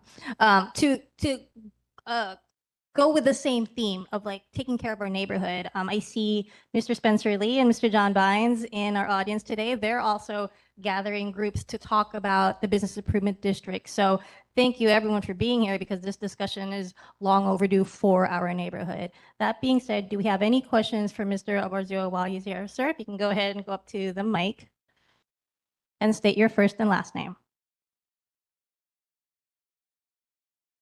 Yes, my name is Steve Bailey, and I live over in Moana at Yacht Harbor Towers. And I have to commend the Waikiki area. They've cleaned up everything, and they've made it a point where you can walk down there safely. And the crazies and the crime and all the other things that are bad that, you know, we as a community shouldn't be. If we want tourists to come here and we want tourists to spend money, we don't need to show the bad side of that. And unfortunately, it seems like with my experience with the homeless people that are here is that there are no consequences. There are zero consequences. The police, they're frustrated. They lock these people up. They're out on the street 10 minutes later. And so basically it's almost like having a prisoner mentality. Is the cops are coming. Okay, we'll be good right now. As soon as the cops go away, it's back to the same thing. So with your situation, you guys actually worked and did something about it. And that seems to be a problem with our community seemingly island-wide. We don't have any, it's like the politicians and the police, and it's like they're not doing anything like you guys have done to actually, once the homeless people figure out, hey, this isn't a place to be. They're watching us around the corner over here. Well, I guess we better get out of here and go somewhere else where we can do our thing. And that just creates that, like you say, creates that void of people getting out. So more people that are in the community can come and do that. It's kind of like thinning the herd, if you will. And I would like to see that our board or here coming here and everybody the same thing. You keep talking about the same problems all the time. And it's like, whose problem is it? You know, we're not here to solve people's social economic problems. We're not here to solve their drug addiction problems. You know, we're here to enforce laws that we have, not go around and feel bad for them. So when we do this, we just enable more people to say that nothing's ever going to happen. So having a board, like having an organization like you guys have, you know, expanding that out into other parts of the community. I mean, we all live here. We all pay high HOAs. We all pay, you know, big rents or big mortgages. And, you know, we deserve to be able to live like that. So I just want to commend you for doing that. And hopefully people in this room are able to see what's going on and the results they have because of the enforcement that is going on. And hopefully we can expand out to our own neighborhood. Thank you very much. Thank you, Mr. Bailey, for being here this evening. Do we have questions from the board? Second Vice Chair Vanderbrink. Thank you, Trevor, so much for being out here. I know that offhand, me and First Vice Chair Rice have had brief discussions about business improvement district in our area. And at our action committee, we did officially start asking our elected officials about it as well. And I know that Senator Milwaukee, she seemed very receptive and supportive of it. And Councilman Nishimoto seemed very receptive of it as well. So I'm glad we're starting to get the ball rolling there. I'm really glad for your explanation of what the Waikiki Improvement Association does in the area, because a lot of people have a misconception that you just change trash cans and pick up trash and that's all you guys do. But you guys do a multi-layered effort within the community to address the problems, specifically homelessness and crime in the area. And for our side of the LOI, we're seeing a lot of homelessness, we're seeing a lot of crimes. And because you're having such a success there with your improvement association, because downtown's beginning to do it now, it seems like we need to do that in our area. We have a wealth of businesses and residents, but we don't see the returns on our tax revenue. We don't see the receptiveness of the city and the services in our area. So I think it's about time we create our own improvement association in our area, so that way we can actually put our own tax dollars to good use in addressing the concerns of our businesses and residences. Yeah, I 100% agree. And I think, you touched on a good point. It kind of made a light bulb go off. And I feel like the city and county of Honolulu, right? It is so big and it's so diverse. Waikiki is so different than Waipahu. Waipahu is so different than Haleiwa. Ala Moana is so different than Waikiki. Even though we're cousins, it's sort of like, oh, I don't know the issues that you guys see in the back alley of your building, right? But I feel like when you localize these solutions and people are able to see that the same homeless guy in that corner, and you're like, hey, I know that guy's name. I know I could, help him out.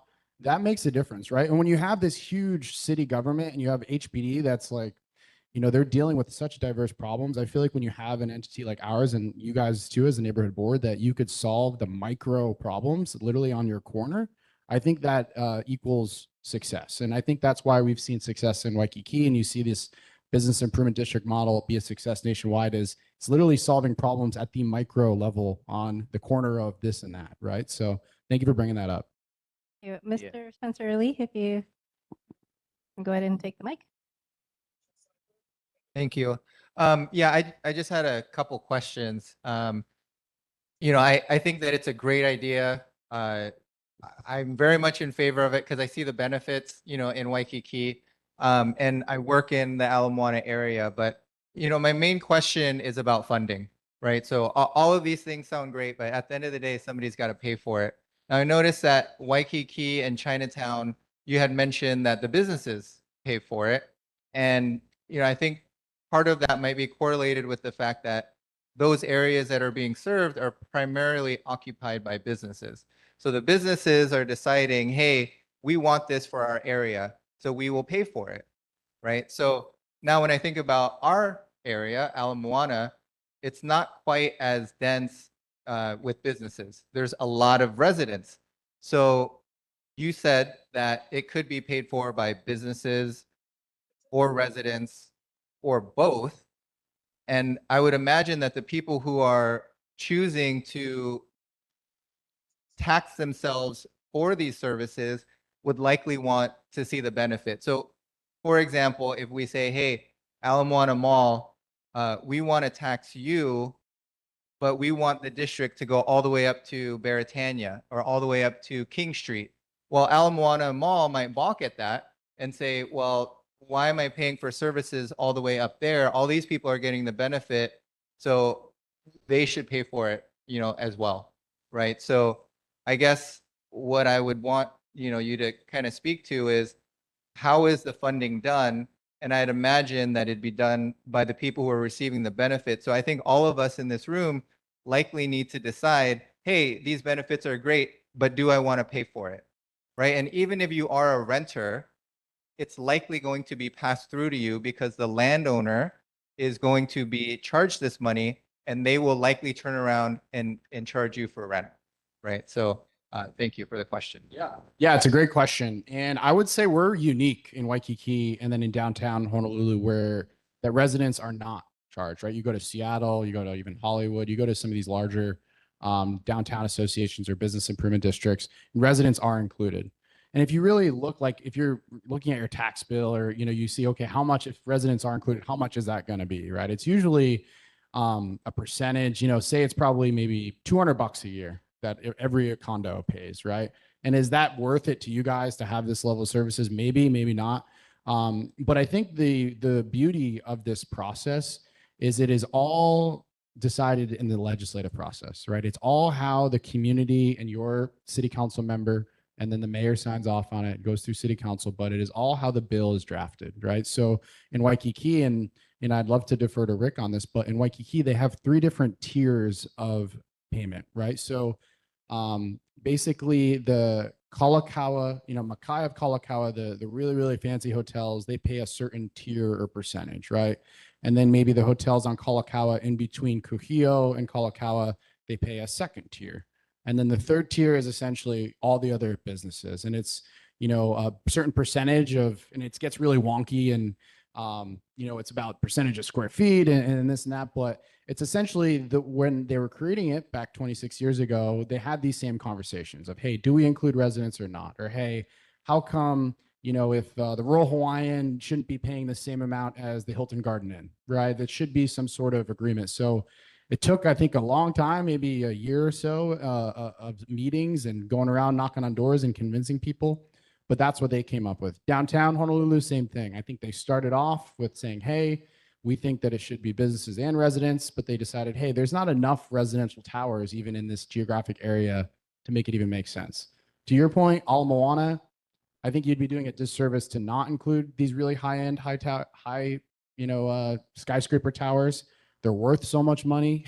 You have that in, if you're just including the businesses, I'm just going to throw random numbers out here. No one quote me on this. Say if it's only businesses, the district is going to bring in $2 million, right?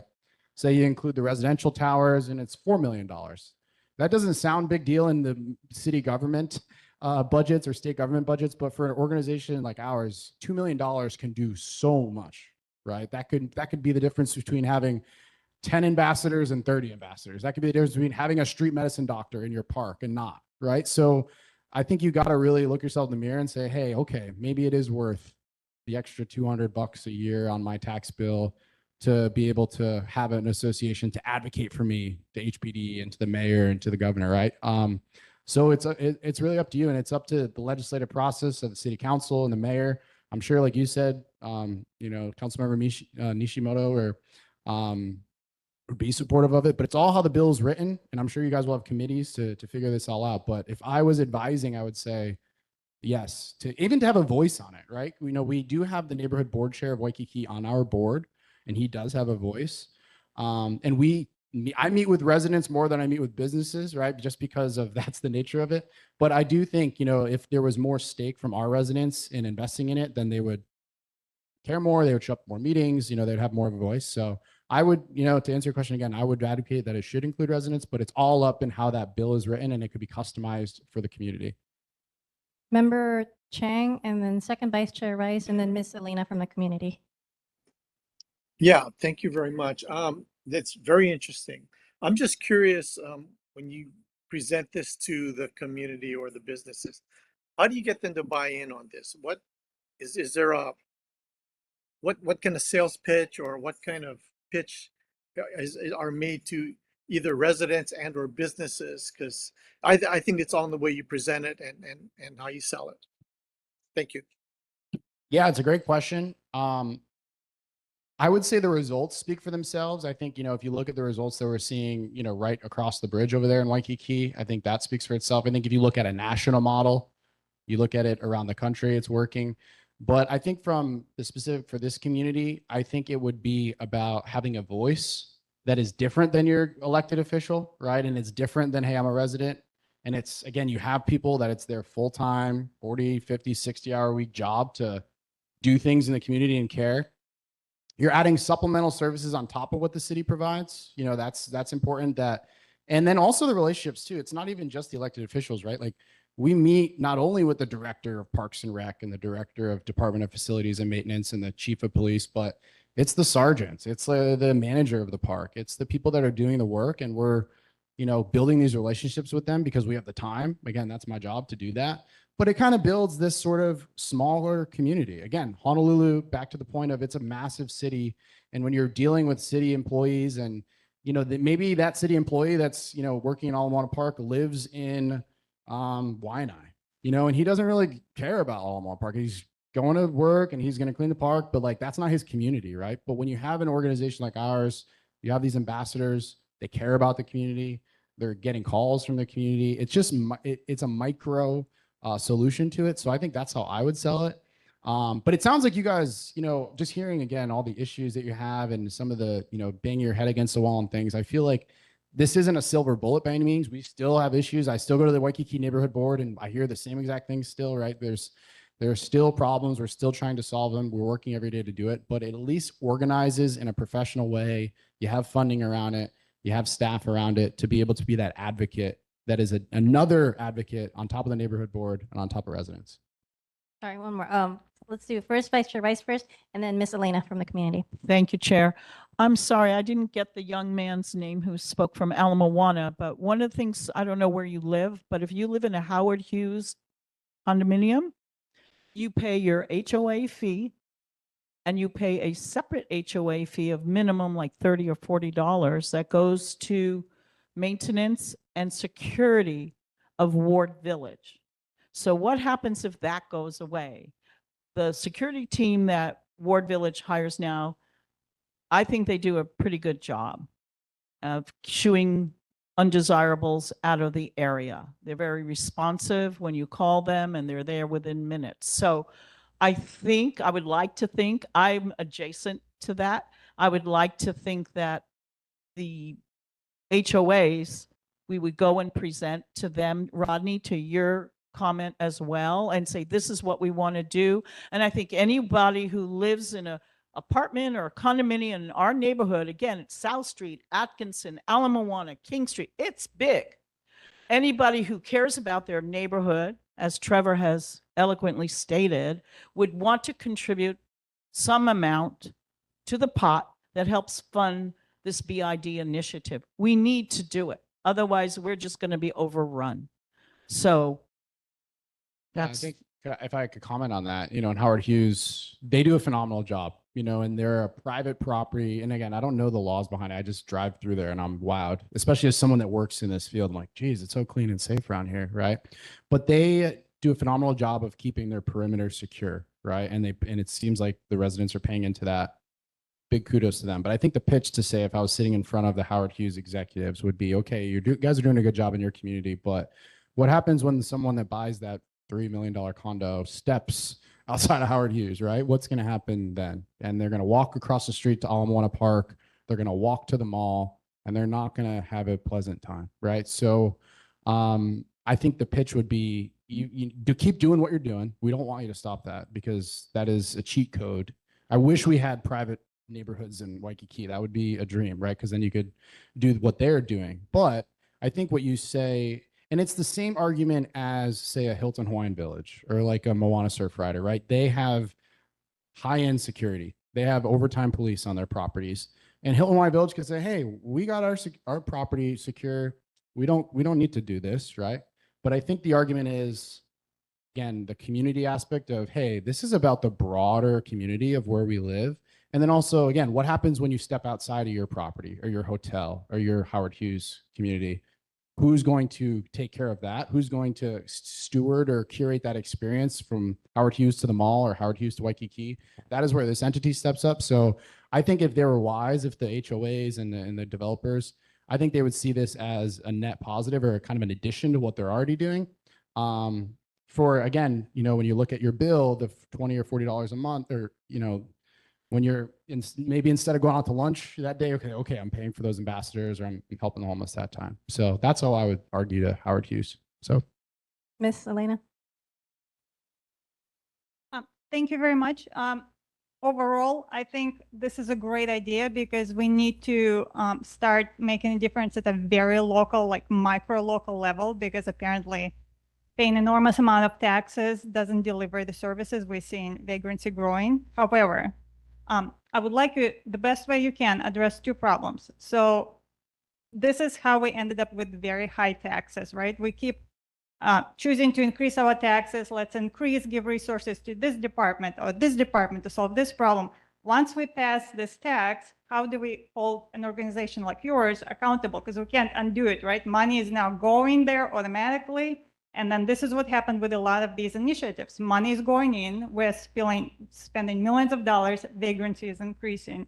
So like once we pass it, $20 is great, but like once we pass it, how do we hold you accountable?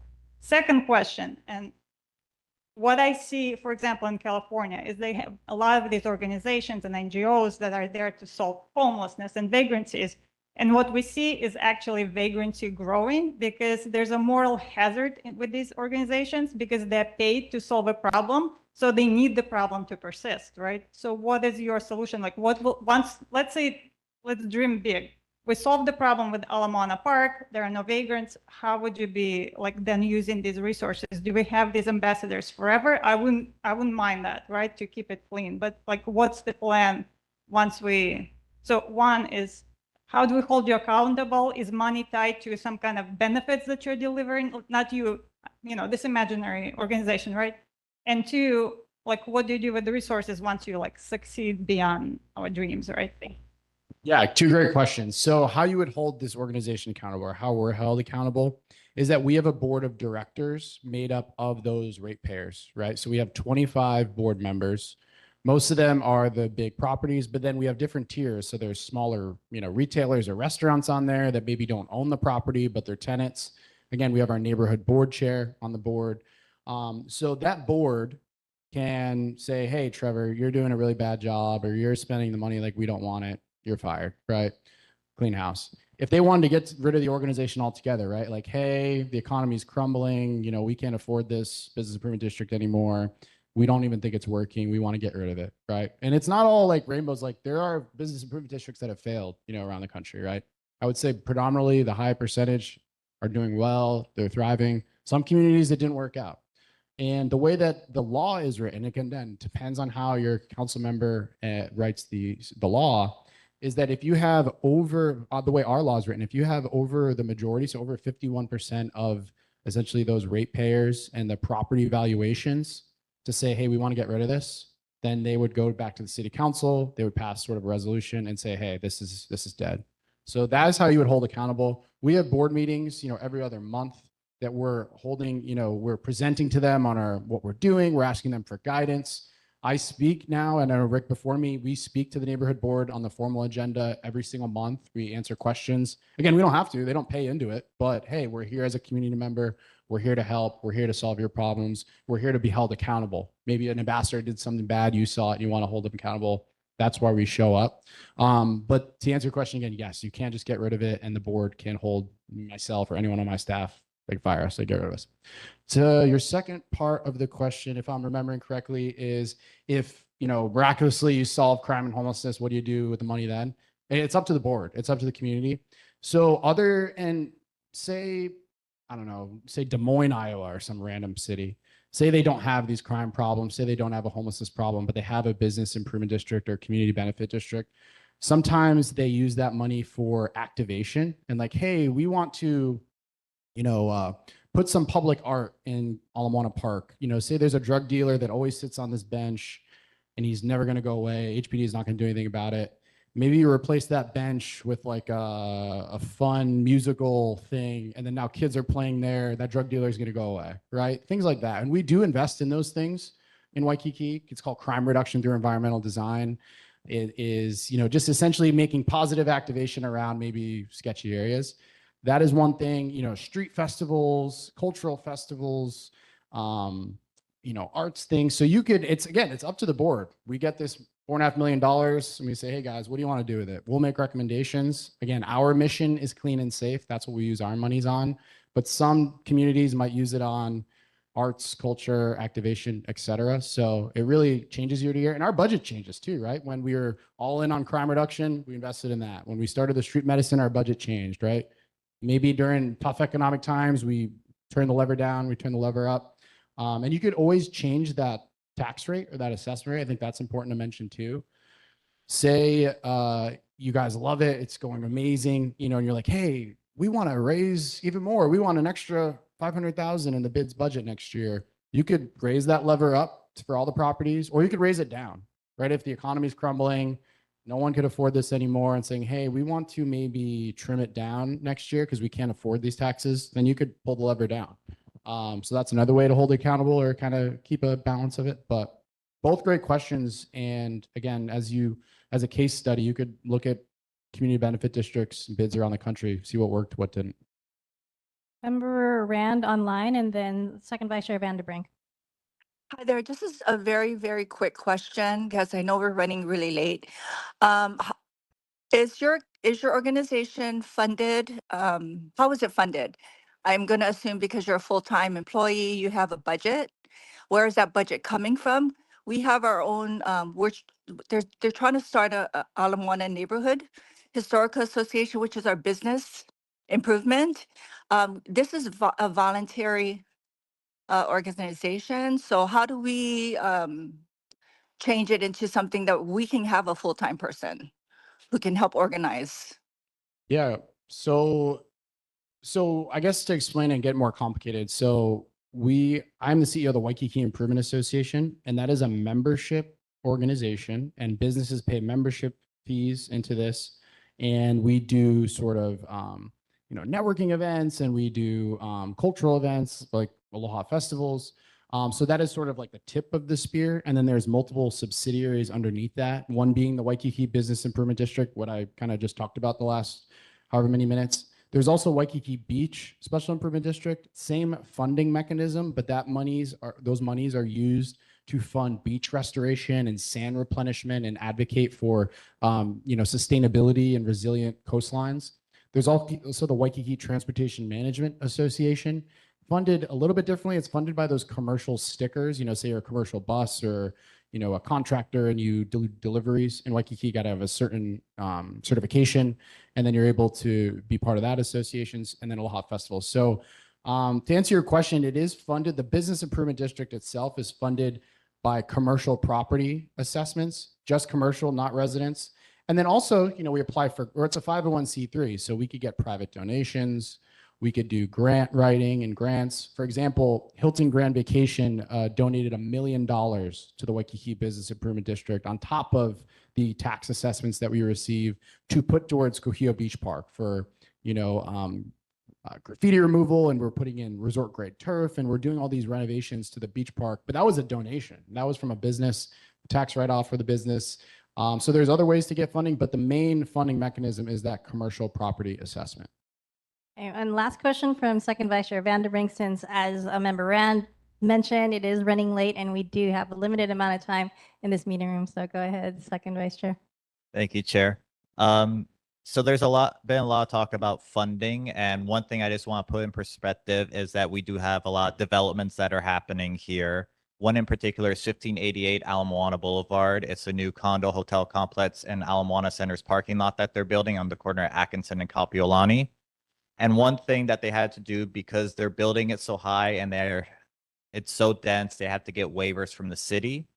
In order to get those waivers from the city, DPP specifically said that they had to pay $5 million into Atkinson Complete Street and $1.5 million into Ala Moana Boulevard to plant trees. And so I'm thinking about that. We're talking about money here. It would be great if they, instead of making them pay for city improvements that we are already supposed to be paying for, they were to instead put it into this type of improvement association for our area, because $6.5 million could go a long way to start it up and probably fund it for the next year or two. That could be incredible for us. And not a lot of people know that. It's going in front of the city council on I believe in 2 days, to hear about that project and to hear about these waivers and to hear about that $5 million on the complete streets and $1.5 million to plant trees on Ala Moana Boulevard. So when we talk about this money, there's developers right there. That money could be flowing into this type of improvement association for our area. So we residents don't even have to pay for it, and businesses won't have to pay as much into it. Yeah, I mean, that would be a game changer. $6.5 million to start up would go such a far way in terms of equipment investment, in terms of, everything. That is That is a game changer. I highly recommend advocating for that. And that is where that $1 million Hilton Grand Vacation donation came from. When they built their new tower, there was $1 million, the city said, hey, we'll grant these permits, but you have to do $1 million community benefit for Waikiki. And it was very broad. But then we pitched them on giving it to our association. And then we said, hey, every single dollar, every single penny of this $1 million, we're going to put back into Kuhio Beach Park. We'll show the books, like we'll show you where the money's going, the neighborhood board, whatever. And that's what we did, and they gave us the money. So, and then the community and neighborhood board voted on it. They were part of the process. They were part of the designs. So yeah, to have control over that and to put it back into more of a nonprofit than government, highly recommend to advocate for that. And I'll leave with this too, the city, I think it's important to really note that we are not taking responsibility and jobs and everything from city employees. This is supplemental. This is sprinkles on top. And it's a lot of sprinkles. We do a lot of work, but we're not saying, hey, Parks and Rec, we got this. You guys go to Moana now because we got this. The Parks Department is still working. HPD is still working. Department of Facility Masons, they're not reducing their staff because we're there. It is extra. So I think, again, to your point, that would be a game changer. And I think that's, something that you guys should advocate for. I know we're out of time. It's easy to find me, waikikibid.org. Happy to do conversations. Happy to help you guys as you go through this process. We helped downtown. They got it off and running. We're happy and proud of them. But yeah, good luck. Thanks. Thank you for being here. Thank you very much. Okay, the time is now 8:05. We're moving on to Citizens Patrol. So I put this on the agenda because it is connected to Business Improvement District and all the other topics that we've been talking about regarding safety. This was actually brought up by Representative Kaka'ako, who is online, and I believe Senator Moriwaki also has some knowledge on it. But it's pretty much a group of people who get together and go around and make sure that the neighborhood is, watched for. So we can talk about this further, but I just wanted to put that on everyone's radar because it is connected to what we've been talking about this evening. Moving on to Action Committee updates, we have First Vice Chair Jeannie Rice and Second Vice Chair Dale Vanderbrink. And as I mentioned earlier, we do have this Action Committee meeting that is held every second Thursday of the month. And this was reactivated a few years ago to be able to talk about issues like this more in depth. So our vice chairs have done a great job of scheduling our lawmakers and have these discussions. So with that, I'll turn it over to First Vice Chair Rice. Thank you very much. In the interest of time, I'm just going to say last month's Action Committee meeting with Senator Moriwaki and City Councilman Scott Nishimoto was outstanding. The month before was with Representative Kaka'ako. I encourage you, as Chair Lee has said, please come. It's more informal. It's one-on-one. You get to really ask your questions without a time limit or as much as the time that they're willing to give us, which is a couple of hours. Our next Action Committee meeting is September 10th. Tyler Dos Santos Tam, councilman for the very far towards downtown edge of our neighborhood area, will be here, and I encourage you to participate. And Second Vice Chair Dale Vanderbrink has a comment as well. I just want to mention, with all this talk on a BID, Councilman Dos Santos Tam is the one who helped start the downtown business improvement district. So he's up at our next meeting, I'm sure we're going to be asking him questions. And if anyone from the community wants to come and ask him those same questions, you're more than welcome to. I know it's our next meeting. Did you mention the September 10th is our next meeting right here, same time as well? Thank you, co-chairs, for the Action Committee meeting, and hopefully everyone marks that date on their calendar. Moving on to attendance and presence at other meetings and events. So I think a Saturday or 2 Saturdays ago, Member Morala and I were at the farmers market to reach out to our community members, the Kaka'ako Farmers Market, to reach out and let them learn. It was more of a voter drive, but it became a discussion because that's what happens whenever we're out there. And that's what our board is doing more, is showing up to these different places. So hopefully we get to get more engagement. And it's actually really nice to see a lot of community members out here tonight voicing their concerns because, again, we're all neighbors. So we should be working together. Okay, moving on to sub-district reports. Do any board members have reports for the sub-district? Okay, Secretary Farina, sorry. Secretary Farinas, and then second Vice Chair Vanderbrink. Yeah, just quickly for Sub-District 4, the Benioff Straub parking structure, they're on phase 3 of that building, that enormous parking structure. So along South King Street, by way of Alamakai, there's a lot of lane closures, and they're going to be working on that until mid, if you could pull up the map further down, up until mid-September. They're also conducting geological testing in that area. So just be aware, it's a heavily inundated area, and in July they had the collapsing off of the bridge. I mean, off of that building where it fell into the major street, and unbeknownst to Hawaii Dredging, they haven't really said why that had happened, and it's happened before. But HPD has been on site directing traffic. So again, it's South King Street is a major thoroughfare, and Ke'alamakai, they're doing the HECO utility work, and just be aware and be mindful of adding more time to your traveling. And again, it affects all pedestrians, cyclists, and vehicle traffic. So just be aware, and if you could avoid the area, then I encourage you to do so. Thank you. Thank you, Secretary Farinas. Second Vice Chair Vanderbrink. Yeah, so I actually just wanted to bring up 2 items that the city council is going to be hearing that I believe is relevant to our sub-district.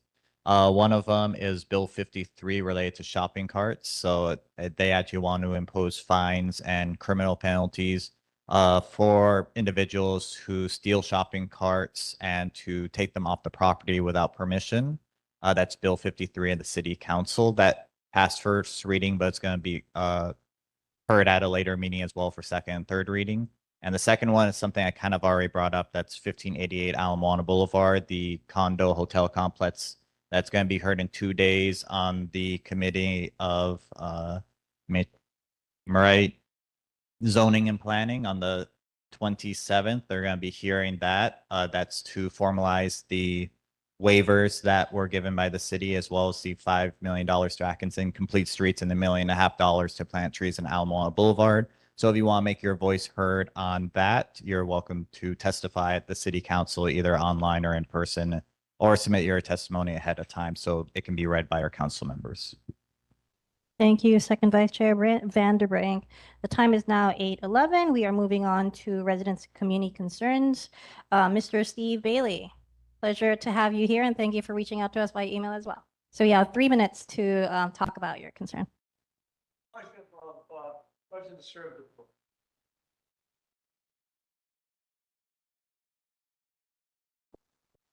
board. Yes, just to identify myself again for people who didn't see. It's Steve Bailey. I live at Yard Harbor Towers on Atkinson and Ala Moana Boulevard. And I've been here for about 4 years now. And I do have a couple of concerns that I would like to address the board with. First of all, the one concern I have is that there are people that are out protesting on Ala Moana Boulevard and Ala Moana Park Drive and Atkinson. I firmly believe people that they want to share their voice and address the community. That's fine. You're able to do that. What I don't agree with is that we all live there. We may live in a high rise. We may live in various places on the air. But these people, they're out on the sidewalk. They have some type of blow up costumes that they're wearing. And the thing that I object to is that they have signs encouraging people to sound their horns at the intersections. So now I work in construction myself.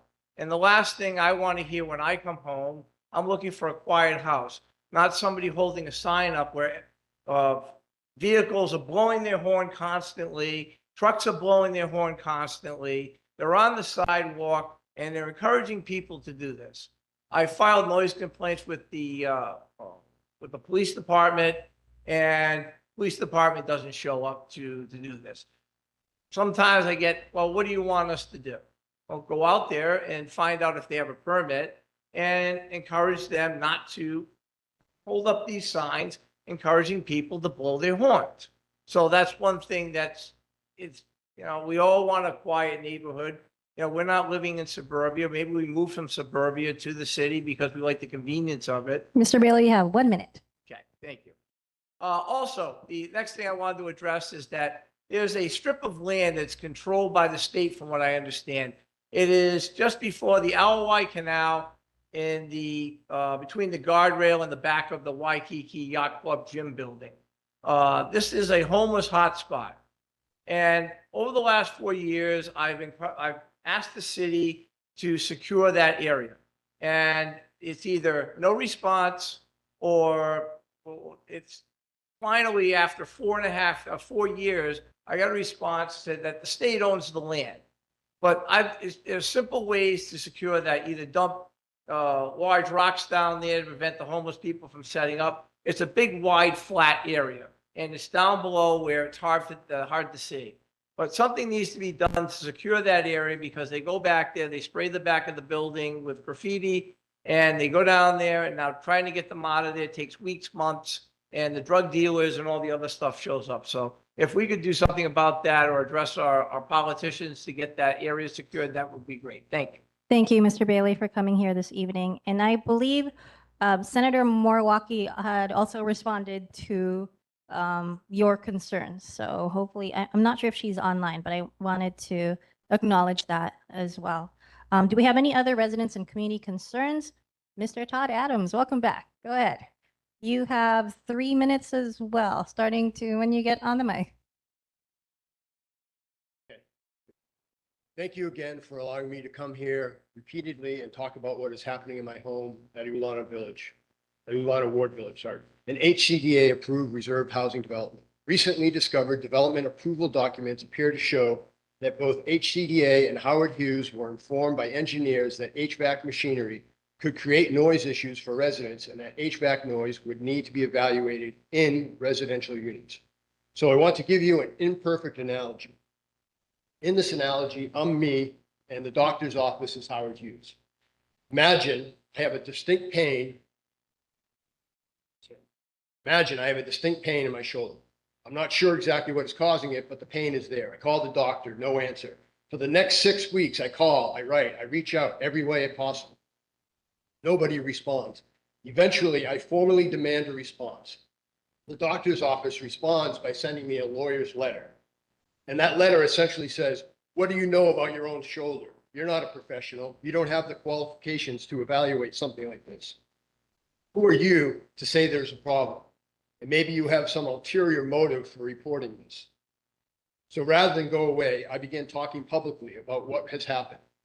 5 months later, the lawyers reach out again and ask, why am I continuing to do this? I tell them because I have a pain in my shoulder and you refuse to even look at it, never mind fix it. And the lawyers respond, well, you're still not a professional. How do you know what is happening? And anyway, a couple of months ago, we did a scan of your knee. The scan looked fine. So we conclusively tell you that there's nothing wrong with your shoulder.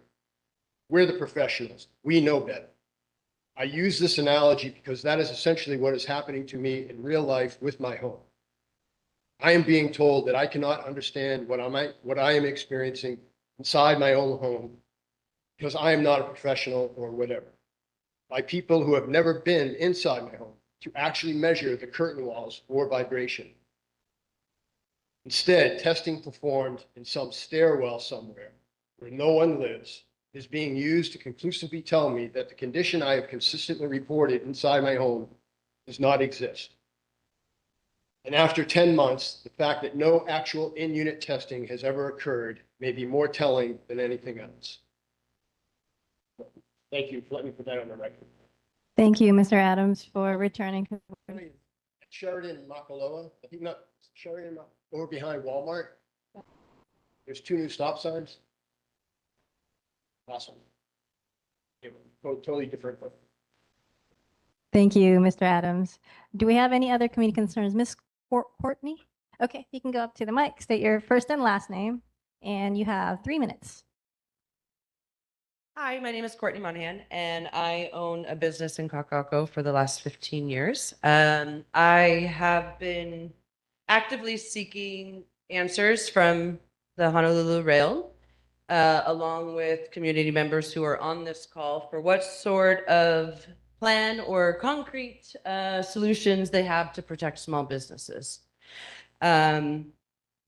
I believe that the city is actively failing to mitigate, or I actually believe that they are complicit in watching businesses fail in Kaka'ako due to the rail. And that is my statement. Thank you, Ms. Courtney, for being here this evening. We do have someone, we have someone on our agenda from Hart who comes, so hopefully he'll be able to address that. Thank you for being here this evening. Do we have any other community concerns? Online. Okay, Ms. Tara Sutton. Thank you. You have 3 minutes. Thank you, ma'am. My name is Tara Sutton. I'm the Director of Community Engagement for the Red Hill Registry. And I just wanted to introduce myself and let you guys know that the Red Hill Registry is here. It actually is based in Kaka'ako. We work out of the Gold Bond building. But the registry is co-designed with the community and aims to track health outcomes to inform future research and clinical guidance on fuel exposure and provide resources for anybody who experienced the fuel spill from 2021. You could have lived, worked, played, prayed, visited restaurants, anything on the Navy waterline at any time. And that would make you eligible for enrollment either in our expanded or baseline enrollments. Currently, our pre-enrollment is at 2,895. This number is from the beginning of the month. But the fully completed baseline or expanded enrollment is only at 500. And so one of the things that we're wanting to do is make sure that community members who may have been exposed during the Red Hill fuel crisis contact us to verify their enrollment status. We have a phone number that is 808-427-8260, or you can just email info@redhillregistry.org. I also had sent an email to the chair and the board to see if I could give a better presentation and kind of go through some highlights of what it is that we do, who it is that we serve, and how we are meeting the community demands of leaving nobody out and providing resources for all. If that's something that we can do maybe next week and be on, or not next week, but on next month on the agenda or another time, please let me know. I'll send another email and see if I can connect. But if there are questions about the Red Hill Registry or the fuel spill, I'm happy to take questions and provide any answers. But otherwise, I'll just kind of leave it at that for now and hopefully give a full, proper introduction to the community in the future. Thank you, Ms. Sutton. I did respond to you, inviting you to our September board meeting. So Did I hopefully miss we'll see it? you next Oh my month. Lanta, I probably wrote my note somewhere that I wasn't looking today. So thank you. And when is it that we'll be back? So our regular board meetings are every 4th Tuesday of the month. But for next month, is that what you meant? Yes, September 26th. Okey-doke. All right. Well, I apologize for getting my dates wrong, but I will give a full, it's short, but a full presentation next month and hopefully brings greater awareness to the community of what it is that we do. Oh, sorry, September 22nd. Apologies, I was looking at a different date. September but 22nd. yes. Okay, thank you. Thank you, Ms. Sutton. Okay, the No time is now problem. 8:22. Elected official reports. We have Deputy Director Mark Yonamina from the City Department Design and Construction representing Mayor's Office.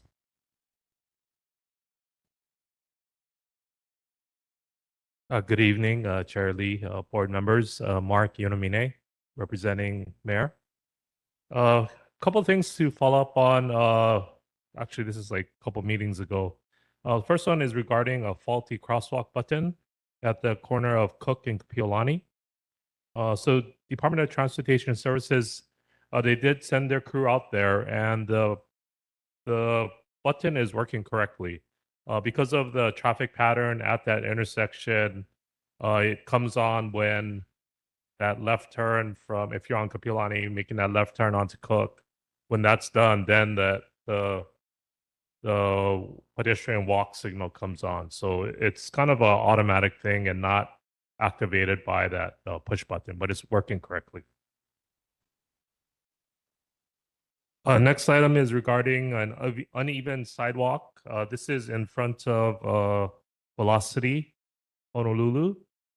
There's that, what they call that Schluter, I guess, strips, right? So that's that's the metal strip in the sidewalk that kind of delineates where the property line is, because in those areas, where the sidewalk and the frontage of the building, it's kind of a seamless transition of concrete. So they install that to kind of delineate where that property line is. But so DPP, Department of Planning Permitting, they did send their crews out there, and they said that it looked fine. But if that is an issue in the future, the property owner is responsible for replacing that. Next item is regarding crosswalk striping near Sheridan Community Park. Department of Transportation Services did investigate, and they agreed that the crosswalks need to be repainted. So they issued a work order to Department of Facility Maintenance.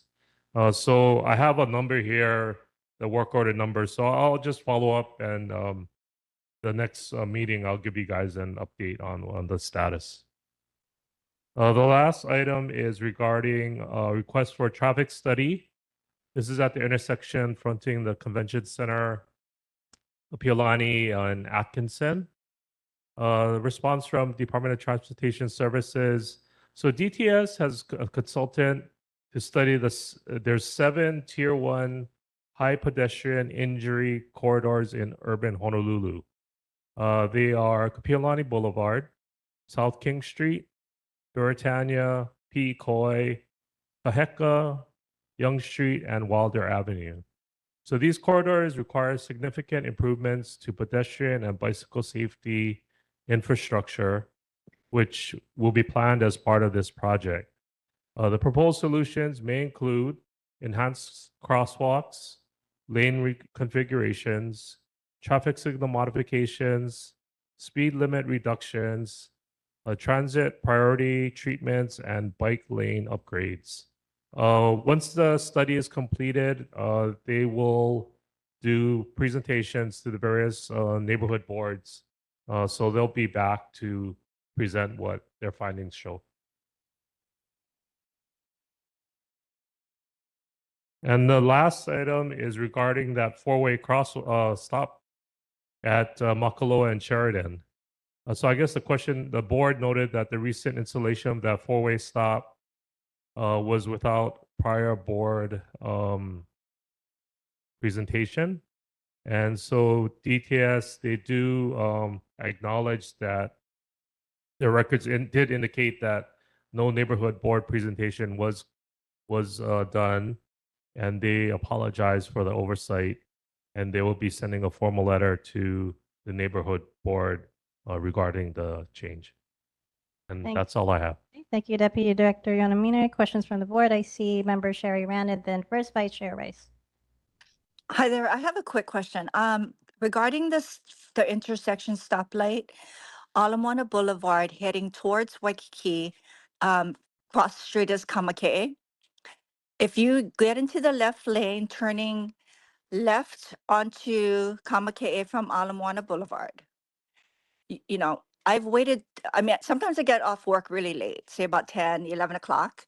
I've sat in that left lane turn, waiting for the turn signal for 2 cycles, and it just bypasses. So it got to a point where next time it turned green, I just turned. Is there something I'm missing? Is there a sensor in the ground, or how does that work? Yeah, I'll have DTS follow up. I mean, it's a state that's state jurisdiction, but DTS they monitor all the traffic signals, so I'll let them know to take I a look. appreciate that. Thank you. First Vice Chair Rice. Thank you for being here. Since you're going to be contacting DTS, can we contact DTS regarding the yellow stanchions? This is going on 9 months that are flattened on the ground on Sheridan Street. If you're heading Diamond Head on Kapiolani Boulevard, just past Pi'ikoi, it's an illegal left turn. And they've had those yellow stanchions there to stop people from making that illegal left turn, but they still do it. And that's why they're all on the ground. I've mentioned it to HPD month after month after month, who say they've gone to DTS, but it's constantly ignored. It's a really bad situation. Yeah, So so- you can please inquire about that, unless you've done so already. There was a previous report that there's an upcoming repaving project that'll go from Ward Avenue all the way to Atkinson. So a part of that project, they'll replace those yellow stanchions. That is scheduled to start hopefully before the end of this year. The contractor is trying to get all their traffic control plans approved and everything. So we're looking at probably October or so, November maybe. But So the last time Kapiolani was repaved was when Mufi Hanneman got into office. That's how he got into office, because he promised the repaving of Kapiolani. Hope it won't take as long. Thank you. Thank you. Ms. Courtney? Could we get you on the mic? Just thank you. Kapiolani is a very big road from Ward to Atkinson's a pretty long shot. Again, back to my rail dilemma. It's beginning, almost doing construction to Ward beginning in October. Do we really want all of that traffic happening from basically Nimitz to Atkinson all at one time, especially going to Ala Moana, which basically depends on Christmas shoppers to spend money? Are they going to be thrilled if this is all happening on their road at the same time? Thank you. That's all. Mr. Armstrong? Mahalo. In the interest of time, I will be brief. Dylan Armstrong, much thanks to Director Yonomine. I wanted to note for the board's clarification that as you are talking about a major infrastructure project for a particularly large corridor, the board has the ability to delegate a member to attend as a representative of your board to the Oahu MPO Citizens Advisory Committee. The policy board for Oahu MPO is comprised of multiple agencies, about a third of which are several city stakeholder agencies. This is a major project that you're talking about, and you as a board, what little power you do have actually is spoken to in the ability that I just referred to. Thanks. Mr. Armstrong, thank you for that reminder. Hey, do we have any other questions for, second Vice Chair Vandenbrink? Thank you, Director Yonomine. I just had three things I want to bring up real fast. The first is you mentioned the four-way stop at Sheridan or Makaloa and Keomoku Street. I've heard through a friend of mine in the city that on Kapiolani and Keomoku, there's also going to be a four-way stop that's going to be made from that current pedestrian walkway, a four-way stop just like up the street at Makaloa and Keomoku. I was just wondering if you can go back to DTS and ask if there is going to be a four-way stop there just to confirm it at Kapiolani and Keomoku. Traffic light? Sorry, not four-way stop, a four-way crosswalk. Sorry. Already getting late, but a four-way crosswalk on Kapiolani and Keomoku, if you can confirm with DTS if there's going to be that there. The next thing is you mentioned Sheridan Park as well with crosswalk repaving. I just wanted to confirm the Mackay side of Sheridan Park. There's a tree that's kind of destroyed the sidewalk there, so you can't really walk in that area. Is that going to be fixed up so that sidewalk is going to be walkable? Yeah, so the plan for that particular location, I mean, that's a nice tree, so we're trying to not to, trying to save it. So what we're intending to do is reroute that sidewalk into the park around the tree and then reconnect back up at Pi'ikoi. Okay, good to know.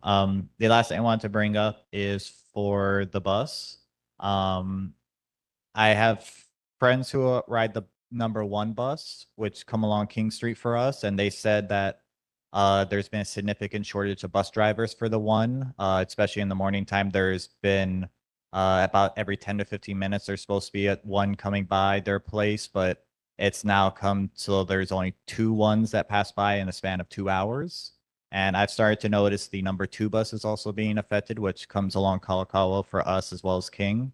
That it's also having more cancellations and a lot more infrequent service as well. So I just wanted to get confirmation on how the shortage of bus drivers that I've heard is happening is going to affect bus routes within our community, because we do have a lot of bus riders, myself included.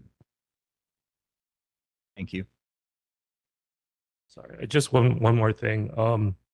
If the board is interested, I could invite Roy Miyahira. He's the city's director of homeless solutions. He works, with the mayor and lock and step with what we're trying to do to address the unsheltered. So, if you are interested, Yes, then 100% interested. So Okay. please reach out to Mr. Roy, and thank you for bringing that up as well. I'll email him and I'll put you in touch and Thank you. arrange a time that he We'll can get a attend. good turnout for him. Okay. He can have my time. Thank you, Deputy Director Yonamine, for being here this evening on behalf of the mayor. Okay, folks, the time is now 8:34. We do give priority to those who are here in person. So we have Miss Ashton Stallings from the governor's office, and we're going to have to zip through this. Thank you, folks, for your patience, and to the lawmakers as well who are still online. Hi, everyone. Good to see you guys in person. My name is Ashton Stallings. I'm with the Department of Commerce and Consumer Affairs, but I'm your governor's representative. So at the beginning of the meeting, I did send the link to his previous newsletter. Lots of great highlights. There was a remembrance in honor of the 3-year anniversary of the Maui wildfires. Details on the recovery process were included, and more in-depth information on progress is available at mauirecovers.com. The Hawaii National Guard and Indonesia celebrated 20 years of continued partnership this past month with a focus on disaster preparedness, response coordination, and lessons learned from recent disasters affecting both Indonesia and Hawaii. Lots of similar problems. And then the Department of Hawaiian Homelands awarded a record number of leases in July, more than 1,000. There's more information in there. Check it out. There was a request for storm preparedness information in regards to the recent storming, which I hope everyone was safe. You're all here, so wishing the best to you and your family. But since I am with DCCA, I'm going to plug some of that information. So if your home or property were damaged, taking the proper first steps can help make the insurance claims process smoother. I know insurance, so much fun. But these steps include contacting your insurer agent immediately, ask for your claim number and confirm any deadlines for submitting documentation, take clear photos and videos of all the damage. And especially if we have a heads up that a storm's coming, you can take before photos as well. So keep that in mind in anticipation of any damage. And then save your receipts for temporary repairs, hotel stays, meals, any other disaster-related expenses. We have more information regarding this on our website, cca.hawaii.gov/ins. And our insurance team put together a quick guide for residents in regards to this most recent storm as well. So check that out. If you fancy giving us a call instead, it's 1-844-808-3222. And then just before this meeting, the president did approve Governor Green's request for a federal emergency declaration following the storming, meaning that the state will work with FEMA and other federal agencies to deploy resources. Again, the press release went out at 5:22. I don't have more information, but I'm assuming that more information is going to be following. So make sure you're staying up to date, follow the Instagram accounts, social media, those sorts of things. But if you have any questions, I'm happy to take them back to the governor's office. Thank you. In the interest of time, if we have any questions, you can email Ashton or myself, and then we'll forward it because we still have a couple of reports to go through. But again, we appreciate you being here in person this evening. Thank you. Okay, the time is now 8:37. Council member Scott Nishimoto or his office representative. Hi, good evening. Can you guys hear me? See me? Yes. Good evening. This is Jared Kimura from Councilmember Nishimoto's office. So some reports or some tips for the tropical storm Lala. If you encounter damage to city infrastructure, you may report these issues on the Honolulu 311 app.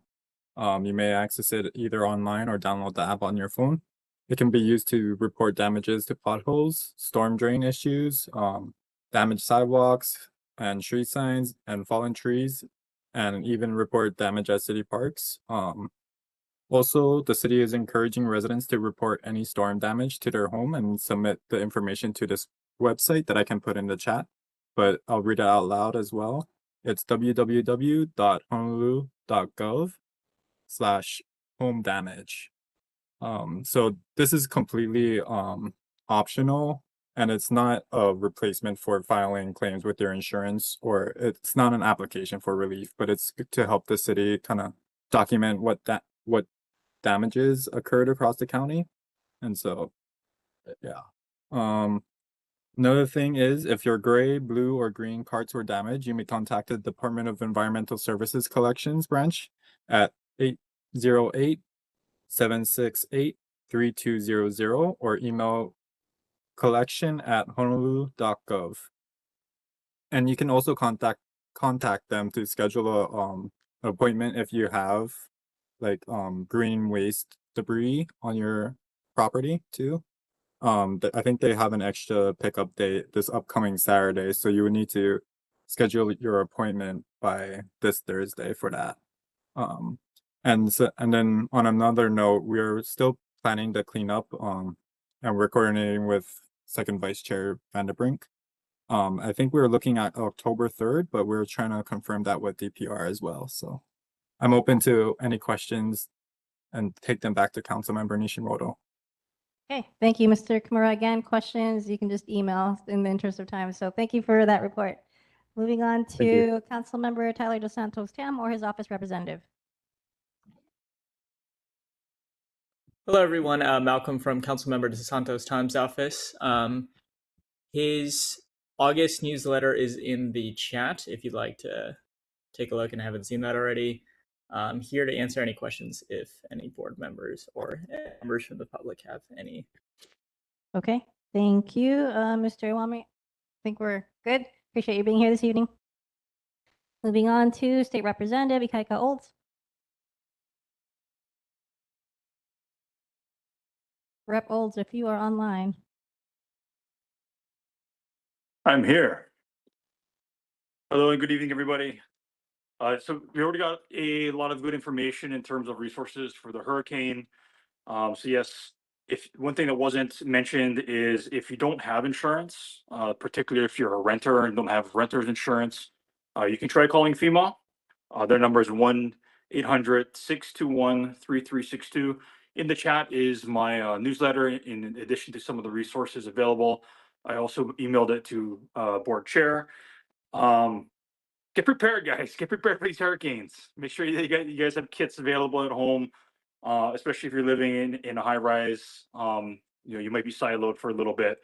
And the only thing to share is my office is going to be closed for renovations, probably until the end of September. But my phone number still works, and we still get access to it. That and my email. And for those in the audience, I hope you guys support my bills next session when it comes to homelessness. Thank you. Thank you, Representative Olds, for the tips and being here this evening.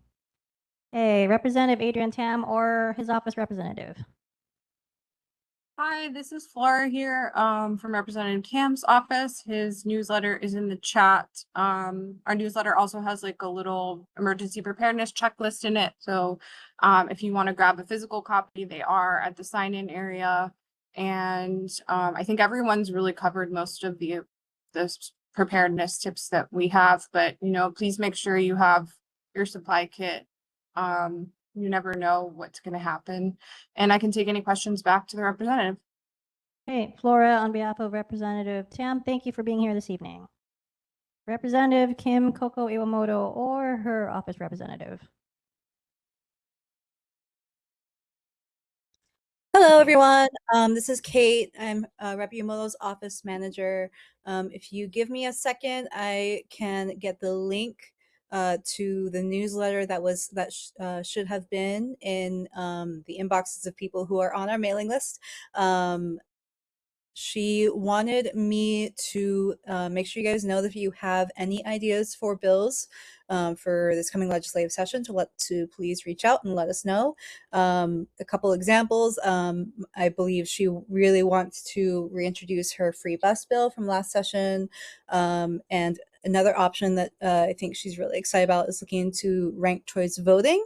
So if you have any bill ideas that you'd like to bring up to Rep. Yumoto, please feel free to reach out and let us know. Thank you.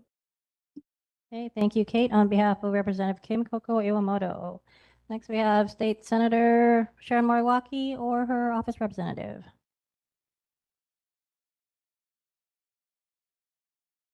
Hi, Venus, we can't hear you.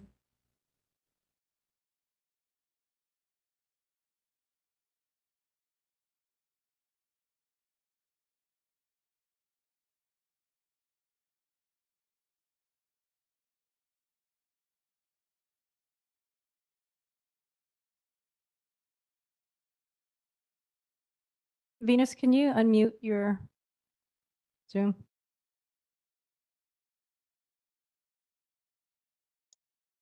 Can you hear me okay? Yes. Okay, great. Aloha, everyone. My name is Venus from Senator Moriwaki's office. With the next legislative session about 5 months away, Senator Moriwaki has started to prepare legislation. Kaka'ako residents are invited to complete a brief survey. The survey link is available in the neighborhood board report I just posted in the chat. Deadline is September 30th. Work is underway on the $9.5 million Manoa Stream flood mitigation project, a partnership between the state and city to remove debris and improve water flow in the Alawai Canal and the Small Boat Harbor. The project aims to help reduce flooding and keep our waterways clear. Work began on August 3rd and will continue for about 4.5 months. Regarding storm recovery resources, if you were affected by the storm, recovery resources are available at the website oneuahu.org, and this includes debris removal, rebuilding assistance, food support, and more. The link is also included in the neighborhood board report that is posted in the chat. If you're interested in the future of affordable housing in Kaka'ako, HCDA will host a public meeting tomorrow at 5 p.m.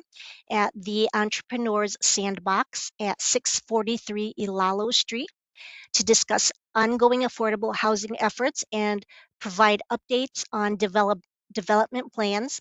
HCDA is a state agency responsible for planning and overseeing development in the specific urban areas.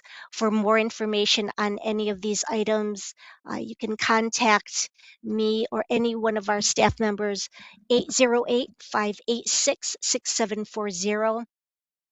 If you have any questions for me that I can take back to the senator, let me know, or probably in the interest of time, you can probably give us a call. Again, that number is 808-586-6740. Thank you. Thank you, Venus, for being here this evening. Okay, the time is now 8:46, HCDA. I know you had 2 flyers. Venus from Senator Moriwaki's office also mentioned your event tomorrow. I see Francine online. Yes, hi. Aloha, Hi. it's Francine. I'm sharing the flyer. Thank you, Venus, for announcing that. Again, it's tomorrow at 5 o'clock at the Entrepreneurs Sandbox. A link to that flyer is in the chat. Also, we have, how do you stop? Okay. We have a second flyer to share with you. Sorry, technical difficulty. Oh, there it is. This event is on Kaka'ako Makai. We have a second community workshop on September 19th. We encourage everyone to come out and participate. We should have bentos and refreshments afterward, but we're mostly there to see what the community wants to hear about our plans for, well, the plans we heard from the community in March. We've gathered all of those scenarios into 4 different versions and want to hear your feedback and which the community prefers. So that's September 19th at Jabsim from 10 to 1 o'clock, 10 a.m. to 1 o'clock. The flyers also in the neighborhood board online materials, and there's a link to it in the chat. Hey, thank you, Francine. Thank you.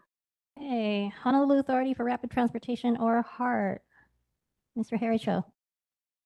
Aloha. Good evening, everyone. Harry Cho with Heart. One update I'd like to share. I'll try to be brief, but one update I'd like to share is regarding our construction efforts on Halakawila Street in the Kaka'ako area. So in the coming months, currently targeting the October timeframe, we are anticipating beginning our larger, more impactful construction efforts on Halakawila Street, specifically to build the guideway structure, similar to the work you see currently ongoing on Nimitz Highway and Dillingham Boulevard. Last month, we held a community meeting at SALT to publicly make a general announcement about this work. But actually, to respond to Courtney's comment, like I promised Courtney, we would reach out once the traffic plans are finalized, and we're very close to doing that. So in the next week or so, we were planning to meet individually with each tenant, including you, Courtney, and the rest of your building. So I'll be reaching out to you later this week to schedule that. But for everyone else in the room, just please be aware that we are anticipating our construction to begin in the Kaka'ako area very soon. Again, currently targeting the October timeframe with some preliminary tree work that we will be doing next month. But we will also be announcing more information publicly through the media outlets, so you'll for sure see this in the news. We'll also be including it in our online newsletter. So if you're interested in following the work we're doing on the project, I highly encourage you to sign up for that. And I included the link in the chat as well. But that's my announcement for the month, and I can take any questions. Okay, Mr. Cho, thank you. And you will be receiving an email from one of our board members regarding a question for this evening. So thank you. Okay, announcements. Okay, upcoming events, we have the Shark Race, HPU Shark Race, which we mentioned earlier, Aloha Festivals, which Mr. A. Kalili talked about, Make-A-Wish Hawaii's 2026 Jingle Rock Run. We do have the link here for events. We also have links for our Facebook and social media accounts. And our meeting dates, the next action committee meeting will be on September 10th. Next regular board meeting will be on September 22nd. We are on a lull. Thank you to Spencer for always being here. And I also, before we close it, I want to thank our neighborhood assistant, Camelia, who this is her last neighborhood board meeting before she moves on to a different neighborhood board. So she's been with us for 2 years, so we are going to miss her, but in her place will be Kelly starting next month. So Camelia, thank you for all you've done for the board. Okay, with that being said, 8:51, our meeting is adjourned.